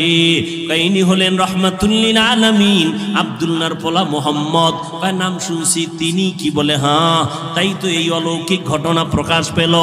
এবার মাথা নত করে বলে পয়গম্বর আমাকে আপনি তাড়াতাড়ি কালেমা পড়ায় দেন। এই রাখাল আর কেউ না, কলিজার সাহাবী আব্দুল্লাহ ইবনে মাসউদ রাদিয়াল্লাহু তাআলা আনহু। ইমামুল আউয়ালিনাল আখিরিন বাহরে সাদকা রাহমাতাল লিল আলামিন সাইয়্যিদুল কাউনাইন খাতমুল মুরসালিন আখির আমদ বুদে ফখরুল আউয়ালিন। এরে আল্লাহর বান্দা ভালো করে বুঝো, অন্যদিকে তাকাইয়া তামাশা দেখবা না, অন্য কান্দে ওদিকে তাকায়ও না। তোমার চোখে কেন পানি নাই সেই চিন্তা করো। একজনে আল্লাহর মোহাব্বতে চিৎকার দেয়, তোমার মধ্যে সেই জালজালা কেন হয় না? ওরে আগুন লাগলে তো শরীরটা গরম হবে, এটাই তো স্বাভাবিক। আগুন লাগলে তো গরম তাপ লাগবে, শরীর গরম হবে, এটাই স্বাভাবিক। আগুনের পাশে বসো, তোমার ভাইয়ের শরীর গরম হয়, তোমার শরীর কেন গরম হয় না? কারণটা কি? তোমার ব্যাটারিতে চার্জ নাই, তোমার ঈমান দুর্বল, তোমার আমল দুর্বল। মাওলার কাছে কান্না করো, হে মালিক আজকে মানুষ হইলাম, পরিচয় দেই আমি মানুষ, কিন্তু এখনো মানুষ হতে পারি নাই। আব্দুল্লাহ ইবনে মাসউদ নবীর মুজিজা দেখে কালেমা পড়লেন। ওমরের মতো বান্দা নবীর কল্লা কাটতে আসিয়া 27 বছরের নবীর হাতে কালেমা বললেন। ও নবীর আশেকের দল, আজকে তাবলীগওয়ালারা বয়ান করে, পীর সাহেবরা বয়ান করে, জুমার দিন খতিব সাহেবরা বয়ান করে। আমার মায়ার নবী মক্কা নগরীতে আসছেন এমন একটা জায়গায়, এত দামি জায়গা কেন না পাক? এর একমাত্র কারণ এই মানুষগুলো এত খারাপ হইল কেন? যেই জমিন এত নবী আসলো, এত দামি ঘর হইল, এই মানুষগুলো অন্য জায়গার থেকে একটু ভালো হওয়ার কথা, এরা খারাপ কেন? এর যতটা জবাব আছে এর মধ্যে শ্রেষ্ঠ জবাব হলো এরা আল্লাহর নবী আসার আগ পর্যন্ত এরা মুরব্বি হারা ছিল, এই জন্য দিক বেদিক হয়ে গেছে। ঈসা নবী চলে গেলেন, মাঝখানে কোনো নবী নাই, কোনো মুরব্বি নাই। যারাও ছিল নবীর স্থলাভিষিক্ত, এরা দুনিয়ার লোভে পইরা ডান বাম হয়ে গেছে। হালালটারে হারাম কয়, হারামটাকে হালাল বলে। রোহবান এই সমস্ত ইহুদি আর খ্রিস্টানদের যারা নামদারি আলেম ছিল, এরা টাকা খাইয়া দুনিয়ার লোভে বিধানটাকে ডান বাম করে দিল। মানুষগুলো মূর্তি পূজায় লিপ্ত হয়ে গেল। যেই বাইতুল্লাহ এত দামি ঘর, ওই বাইতুল্লাহর ভেতরে 360টা মূর্তি ভেতরে টানানো। কয়টা? 360টা মূর্তি। এই খেয়াল করো ভালো করে, নবী আইসা নামাজ যখন শুরু করছে, বাইতুল্লাহর পাশে নামাজ পড়ছে, মূর্তি ছিল না? মক্কা বিজয়ের আগে তো মূর্তি নামায় নাই। মূর্তি ভেতরে 360টা মূর্তি, মায়ার নবী আল্লাহর মুহাব্বত নিয়ে নামাজ পড়তেছেন। প্রথম কিবলা বাইতুল মুকাদ্দাসের দিকে ফিরিয়া মদিনায় যাইয়াও আমার নবী ওই 16 মাস দীর্ঘ বছর পর্যন্ত বাইতুল মাকদিসে নামাজ পড়ছেন, কিন্তু নবীর দিলের তামান্না বাইতুল্লাহর দিকে ফিরিয়া নামাজ পড়বেন। মদিনার থেকে দক্ষিণ দিকে হলো বাইতুল্লাহ, ওদিকে ফিরিয়া কখন পড়বেন নবীর মনে চায়। এত বছর নবী বাইতুল্লাহর দিকে ফিরতে পারে না, কিন্তু দিল কাঁধে বাইতুল্লাহর দিকে ফিরবে। নবী নামাজে দাঁড়াইলেন, রুকুর হালাতে জিব্রাইল আমিন আইসা কয় নবী এবার আপনি বাইতুল মাকদিস থেকে ফিরিয়া বাইতুল্লাহর দিকে হয়ে যান। জিব্রাইল ঘুরাইয়া দিল। নামাজ 4 রাকাতের মাঝখানে 2 রাকাতে ওই মসজিদকে মসজিদে কিবলাতাইন বলে, মদিনাতুল মুনাওয়ারার পাশে।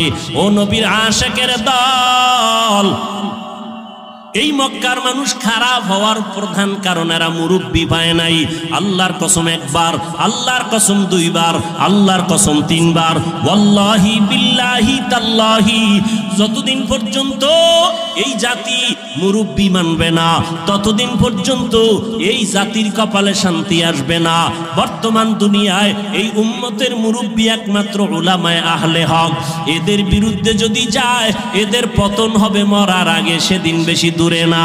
আর যদি আলেমদের মানিয়া চলে আল্লাহ পাক শান্তির দরওয়াজা খুলে দিবে। মক্কার মানুষ এত খারাপ কেন? এরা মুরব্বি নাই, মুরব্বি মানে না, মুরব্বিদের উল্টা পাল্টা করে ফেলছে। এই জন্য আল্লাহর মুহাব্বত এখান থেকে শিক্ষা নাও। নবী আসলেন, মুরব্বি উম্মত পেয়ে গেল। নবী এখন মুরব্বি হইয়া উম্মতের ডাক্তার, চিকিৎসা করতেছেন। উম্মতের সুন্দর চিকিৎসা করার জন্য প্রধান কারণ হলো, প্রথম কাজ হলো সুন্দর ব্যবহার। নবী এমন সুন্দর ব্যবহার দিয়েছেন, মক্কার মানুষ নবীর আশেক হয়ে গেল। দুশ্মনেরাও যদি গালি দেয় কিন্তু পেছন থেকে নবীরে মোহাব্বত করে। যেই মুহাম্মদ এত সুন্দর ব্যবহার, 63 বছর হায়াতে আমার নবী একটা মিথ্যা কথা জীবনে বলেন নাই। কেমন একজন নবী পেয়েছো যেই নবীর জীবনে কোনো মিথ্যা কথা নাই? এমন একজন নেতা পাইবানি যে মিছা কয় না? আছে? মোবাইলটা ঘরের মধ্যে কানে লাগায় ঘরে থাইকা ওকে আমি জমি নেই নাই, আছে না নাই? বর্তমান মিথ্যার ফ্যাক্টরি হলো মোবাইল। আল্লাহ মিথ্যা থেকে হেফাজত করেন। এমন মায়ার নবী আমার জীবনে একটা মিথ্যা কথা বলেন নাই। কেমন নবী আমার, যেই নবী কোনোদিন কাউকে একটা গালি পর্যন্ত দেন নাই। নবীর সামনে দাঁড়াইয়া কত দুশ্মন অকথ্য ভাষায় গালাগালি করে, আমার নবী গালি দিবেন দূরের কথা, কোনো গালির জবাব দেন নাই। ও কুষ্টিয়ার মুসলমান, আল্লাহর মুহাব্বত অন্তরে জমা করে নাও।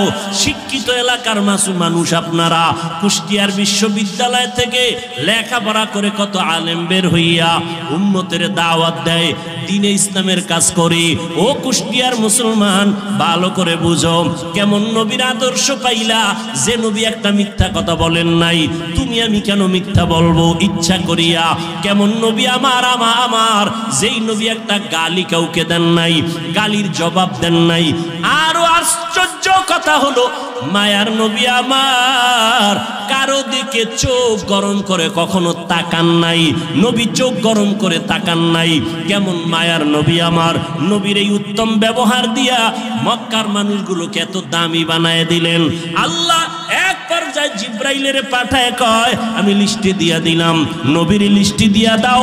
লিস্টির মধ্যে যাদের নাম আছে নবী যেন ঘোষণা দিয়া দেয়, লিস্টির ভিতরে যাদের নাম তারা বিনা হিসাবে জান্নাতি।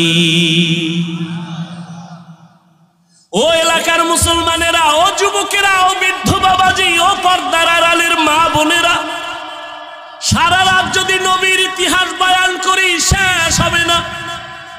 নবী দুনিয়াতে আসার আগে নবীর গুণগান বিধর্মীয় পর্যন্ত গাইলো, শেষ করতে পারলো না। নবী আসছে, গুণগান চলছে, শেষ হয় না। নবী চলে গেলেন ১৫০০ বছরের বেশি হলো, এখনো নবীর গুণগান শেষ হয় না।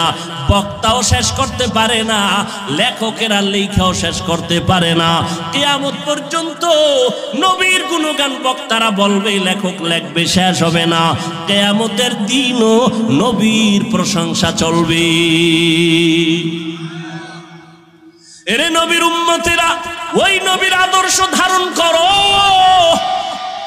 আমি কুষ্টিয়ার শিক্ষিত মুসলমানকে জিজ্ঞাসা করব, নবীর রেখে যাওয়া সুন্দর আদর্শ ছাড়া আর কারো কাছে ভালো আদর্শ আসেনি?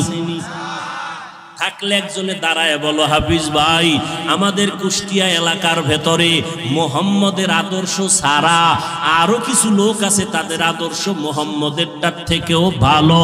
আল্লাহর কসম, যদি ভালো আদর্শ দেখাইতে পারো, আমি মোহাম্মদেরটা নিব না, আমি তারটা নিব। কিন্তু পারছে কেউ? অনেকে অপচেষ্টা করেছিল। চেষ্টা না অপচেষ্টা? ব্যর্থ চেষ্টা করেছিল। আব্রাহাম লিঙ্কন আদর্শ দিল, জাতি গ্রহণ করে না। মাও সেতুন আদর্শ দিল, জাতি গ্রহণ করে না। লেনিন আদর্শ দিল, জাতি গ্রহণ করে না। কার্ল মার্কস আদর্শ দিল, জাতি গ্রহণ করে না। বরং আওয়াজ উঠল দুনিয়ায়। কি আওয়াজ? বলে, দুনিয়াতে যত আদর্শ আদর্শ গান শুনলাম, এক কথায় জবাব, দুনিয়ার সব আদর্শগুলো নাপাক, একমাত্র মদিনার নবীর আদর্শই হলো পাক। ও গো নবীর উম্মতেরা, হয়ে আজি দিশাহারা, কোরআন হাদিসের চলো যখন যাহা চায় মনে, নবী বিনে কে তরাবে পুলসিরাত মিজানে, নবী বিনে কে তরাবে পুলসিরাত মিজানে। ও আল্লাহর বান্দারা, তাহলে নবীর আদর্শ থেকে দামিয়ার আদর্শ কারো কাছে? সবাই একমত? দ্বিতীয় প্রশ্ন, নবীজির আদর্শ যে রেখে গেলেন, মানবে কারা? হিন্দু, ইহুদি, খ্রিস্টান? সবাই একটু জিহ্বা নাড়ায়, আল্লাহ সাক্ষী, ফেরেশতারা লিখবে। বলো, নবীর আদর্শ মানবে কারা? কোন দেশের মুসলমান? সারা দুনিয়ার, শুধু কুষ্টিয়ার মুসলমান বাদ। হ্যাঁ, তাহলে নবীর আদর্শ হিন্দু মানবে না, বৌদ্ধরা মানবে না, ইহুদিরা মানবে না, খ্রিস্টানেরা মানবে না, তুমি মুসলমান মানবা। কিন্তু কই, নবীর আদর্শে দাড়ি লম্বা হয় না কেন? নবীর আদর্শে টুপি মাথায় উঠে না কেন? নবীর আদর্শ মতো 5 বেলার নামাজ পড়ো না কেন? এটা কি শুধু হুজুরেরা করবে? ও আল্লাহর বান্দা, যদি বলো হুজুর, ও হাফিজ ভাই, আমরা পারি না, আপনারা পারেন, এবার আমি বলবো, রে বাবা, তোমার মতো যুবক জীবনে মাদ্রাসায় পড়ে নাই, স্কুল কলেজে লেখাপড়া করে, জেনারেল লাইনে চাকরি করে, ব্যবসা করে, সত্য কথাটা স্বীকার করো। তোমার মতো যুবক জীবনে মাদ্রাসায় পড়ে নাই, এমন যুবক স্কুল কলেজ ভার্সিটিতে পড়ে, 5 বেলার নামাজ পড়ে আছে না নাই? আর কি ওয়াজ করবো বলো? এবার তুমি তোমারে জিজ্ঞাসা করো, তুমি কেন পারো না? ও কুষ্টিয়ার মুসলমান, তোমার মতো যুবক সন্তান র্যাব, আর্মি, পুলিশ, বিডিআরের চাকরি করে, 5 বেলার নামাজ পড়ে আছে না নাই? তুমি কেন পারবা না রে বাবা? তোমার মতো যুবক রাস্তায় গাড়ি চালায়, 5 বেলার নামাজ পড়ে, তুমি কেন পারবা না? বালিশে মাথা লাগায় একটু প্রশ্ন করো, তুমি কেন পারবা না রে বাবা? নদীর মধ্যে মাছ ধরে, নামাজ ছাড়ে না, তুমি কেন পারো না? তোমার আমার মতো কত যুবক তাকায় দেখো, ময়দানে কৃষি কাজ করে, নামাজ পড়ে, তুমি কেন পারবা না? আসলে কি ওলামায়ে কেরামের কথা মিথ্যা মনে করছো? আল্লাহর কোরআন, নবীর কথা কি মিথ্যা মনে করছো নাকি বাবা? আমাকে আবার একটু জবাব দাও, আমার আল্লাহর কোরআন সত্য নাকি মিথ্যা? কত পার্সেন্ট সত্য? সবাই বলো। এবার আমাকে বলো, আল্লাহর ওই কোরআনে জান্নাতের বয়ান আসেনি? সত্য। জাহান্নামের বয়ান আসেনি? এবার বলো বাবা, ওই আল্লাহর কোরআনে জান্নাত জাহান্নামের বয়ান আছে, শুধু এতটুকু না, কারা জান্নাতে যাবে কারা জাহান্নামে যাবে আল্লাহ তাও বয়ান করেছেন। ইন্নাল আবরারা লাফি নাঈম ওয়া ইন্নাল ফুজ্জারা লাফি জাহিম। নেক আমল যারা করবে তারা জান্নাতের পথিক, যারা গুনাহ করবে তারা জাহান্নামের পথিক। ও আল্লাহর বান্দারা, জাহান্নামটা কেমন ভয়ঙ্কর, জান্নাতটা কেমন আরামের ঘর আমার আল্লাহ তাও বয়ান করেছেন। জান্নাতিন তাজরি মিন তাহতিহাল আনহার, এমন একটা জান্নাত আল্লাহ জান্নাত নেক আমলওয়ালাকে দিবেন, যেই জান্নাতে ঢুকলে কোনোদিন যুবকরা বুড়া হবে না, কালো থাকবে না, যেই জান্নাতে কোনো বাথরুম নাই, যেই জান্নাতে কোনো রোদের গরম অসহ্যকর গরম নাই, যেখানে কোনো বিদ্যুতের লোডশেডিং নাই, ওই জান্নাত এমন আরামের জায়গা যেখানে শান্তি আর শান্তি আর শান্তি। আবারও জবাব দাও, এই জান্নাত পাবে কারা? গুনাহগার না নেক আমলওয়ালা? তোমার আমল কোথায় রে বাবা? আর যারা গুনাহ নিয়ে কবরে যাবে তাদের জন্য জাহান্নাম আল্লাহ বানায় রাখছেন। কেমন জাহান্নাম আল্লাহ তাআলা কোরআনে বয়ান করেছেন, আল্লাতী তাত্তালিউ আলাল আফইদা, দুনিয়ার আগুন থেকে 70 গুণ জাহান্নামের আগুনের গরম হবে বেশি। ওই জাহান্নামটা গুনাহগারের জন্য।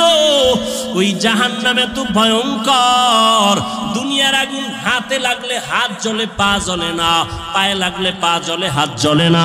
আল্লাহ বলেন জাহান্নামের আগুন এত মারাত্মক ভয়ঙ্কর আগুন, শরীরের যে কোনো জায়গায় লাগা মাত্র কলিজা পর্যন্ত ভুনা হয়ে যাবে। ও যুবক, আজকে আমিও তো তোমার মতো একটা যুবক। আমি যদি তোমার মতো প্যান্ট শার্ট টাই লাগাইয়া দাড়ি কামাইয়া রাস্তায় ঘুরতাম, মাস্তানি করতাম, কেউ বাধা দিত না। টুপি মাথায় দিলে মাথা গরম হয়, তোমার থেকে কম বুঝি না, এরপরও কেন টুপি ফালাই না? দাড়ি রাখলে যৌবনের ভাব চলে যায়, এগুলো বুঝি, এরপরও কোনো দাড়ি কাটি না। ও যুবক, বেপরদায় চললে বড় যৌবনের ভাব মিটানো যায়, এরপরও কেন বেপরদায় চলি না?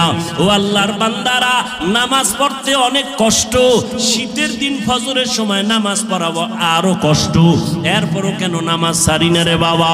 এই লম্বা জামাটা পরলে শরীর গরম লাগে বুঝি, তারপরও কেন এই পোশাকটা ফালাই না? এর একমাত্র কারণ আল্লাহর কোরআন পড়লাম, নবীর কথা দেখলাম, একটাও কোনো মিথ্যা নাই। অনেক বেঈমানেরা পণ্ডিতেরা মিথ্যা প্রমাণ করার জন্য অপচেষ্টা করছে, আজও পর্যন্ত আমার মাওলার কথা একটা ভুল বের করতে পারে নাই, পারছে?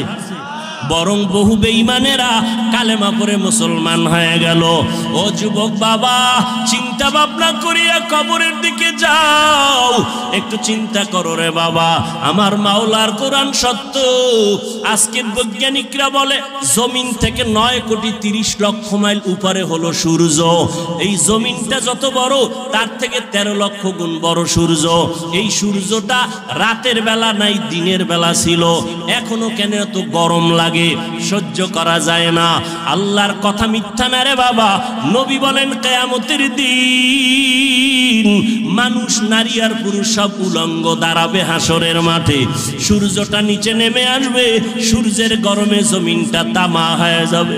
আম্মা জান আয়েশা রাদিয়াল্লাহু তাআলা আনহা দেখেন নবী একদিন তার রুমে বৈশা কাঁদতেছেন, যে নবীর কোনো গুনাহ নাই, সেই নবী কান্না করেন। আম্মা জান বলেন, ইয়া রাসূলুল্লাহ, আমার ভয় লাগে কোনো বেয়াদবি করলাম কিনা, আপনি কেন কাঁদতেছেন? আমার নবী বলেন, আয়েশা, আপনি কোনো বেয়াদবি করেন নাই, কেন কাঁদেন হে নবী? মায়ার নবী বলেন, আয়েশা, হাসরের ময়দানের কথা মনে পড়ে গেছে আমার। কিয়ামতের দিন আমার গুনাহগারের উম্মতের কি হালাত হবে? কেন ইয়া রাসূলুল্লাহ? নবী বলেন, আয়েশা, কিয়ামতের ময়দানে নারী আর পুরুষ সব উলঙ্গ দাঁড়াবে। কিয়ামতের দিন সূর্যের গরমে মাথার মগজগুলো টাস টাস করে ফেটে যাবে, জমিনটা তামা হয়ে যাবে। অন্যদিকে জাহান্নামের আওয়াজ, আবার আমার মাওলাও রাগান্বিত আওয়াজ দিবেন, লিমানিল মুলকুল ইয়াউম লিল্লাহিল ওয়াহিদিল কাহ্হার। আমার আল্লাহ এত রাগান্বিত হবেন, হাসরের ময়দানটা থর থর করে কেঁপে উঠবে। হাসরের ময়দানে সবাই থাকবে উলঙ্গ নারী আর পুরুষেরা।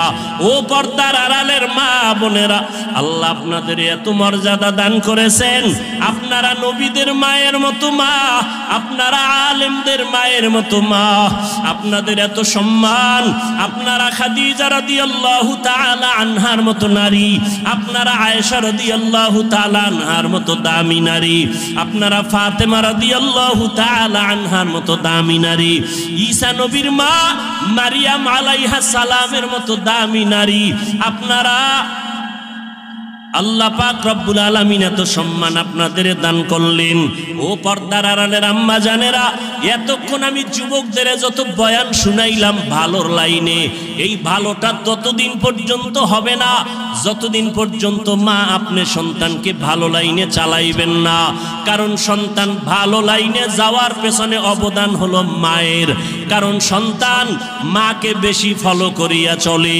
এই জন্যই নবীও বলেছেন, এ দুনিয়ায় সব থেকে নারী নেককারিনী যারা আদর্শবান নারী বড় দামি সম্পদ। এরে আম্মা জান, আপনার সন্তানটাকে আপনি ডাক্তার বানাবেন বাধা নাই, ইঞ্জিনিয়ার বানাবেন বাধা নাই, প্রফেসর বানাবেন বাধা নাই। ও যুবক, তুমি স্কুলে পড়ো, কলেজে পড়ো, ভার্সিটিতে পড়ো, বাধা নাই। আমি এতক্ষণ তোমাদের এত চিল্লাইয়া বয়ান শুনাইলাম, একবারও আমি বলি নাই তোমরা হুজুর হইয়া মাদ্রাসায় যাও। না বাবা, তুমি চাকরি করো বাধা নাই, ব্যবসা করো বাধা নাই, তুমি স্কুলে পড়ো বাধা নাই, তুমি চাকরি করো, তুমি ভার্সিটিতে বড় কোনো বাধা নাই। তবে নবীর আদর্শ মানিয়া অন্ধকার কবরের দিকে রওনা হও। ডাক্তারও যদি হও, মা বাবার দোয়া নিয়ে চলিও, 5 বেলার নামাজ পড়িও, কপাল খুলে যাবে। ইঞ্জিনিয়ার যদি হও, ভালো আদর্শ নিয়ে মানুষের সাথে আচরণ ভালো করিও, কোরআন তেলাওয়াত করো, 5 ওয়াক্ত নামাজ পড়িও, জীবনের চাকা ঘুরে যাবে। ও আল্লাহর বান্দারা, আম্মা জান আয়েশা বলেন, ও নবী, কিয়ামতের ময়দানে ভয়ঙ্কর হালাত কেমন হবে? নবী চোখের পানি ছেড়ে কাঁদেন আর কয়, আয়েশা, নবীরা যাদের কোনো গুনাহ নাই সেই নবীরা পর্যন্ত কান্নায় বিভোর হয়ে যাবে। আদম নবী কান্না করবেন নিজেকে বাঁচাবার জন্য, মূসা নবী কান্না করবেন নিজেকে পরিত্রাণের জন্য, ইব্রাহিম নবী কান্না করবেন নিজেকে বাঁচাবার জন্য, মুক্তির জন্য, ঈসা নবী কান্না করবেন নিজেকে মুক্তি করার জন্য, উম্মতেরা যাবে সুপারিশের জন্য। আদম নবী তাড়ায় দিবেন, মূসা নবী তাড়ায় দিবেন। উম্মতের সুপারিশ করতে গিয়া ইব্রাহিম নবী বলবেন আমি পারবো না, নূহ আলাইহিস সালাম বলবেন আমি পারবো না। নবী বলেন, ও আয়েশা জানো, ওই কঠিন সময় উম্মতেরা এক একজন নবীর কাছে যাইয়া যখন দেখবে সুপারিশের কেউ নাই, উম্মতেরা পাগলের মতো করবে। সর্বশেষ ওরা আমি মুহাম্মদের কাছে দৌড়ানোর চেষ্টা করবে, আমাকে তালাশ করবে। আম্মা জান বলেন, নবী আপনাকে হাসরের ময়দানে উম্মতেরা কোথায় পাবে? নবী বলেন, ও আয়েশা, আমি আমার মাওলার কুদরতের সামনে মাকামে মাহমুদে সেজদায় পড়ে কান্না করব। অন্য নবীরা নিজেকে বাঁচাবার কান্নায় বিভোর, আর আমি মুহাম্মদ একবারও আমার জন্য আমি কান্না করব না। আমি কান্না করে শুধু বারবার বলবো, আল্লাহ আমার উম্মতেরে বাঁচাও, আমার উম্মতেরে বাঁচাও, আমার একটা উম্মত যেন জাহান্নামে না যায়। আমার আল্লাহ তখন বলবে, নবী আপনি কাঁদবেন না, আপনার উম্মত গুলো ধরে ধরে বাছাই করে জান্নাতের ময়দানের দিকে নিয়ে যান। ও আয়েশা, আমি তখন খুশি মনে আমার উম্মত গুলো ধরে ধরে জান্নাতের ময়দানের দিকে নেওয়া শুরু করব।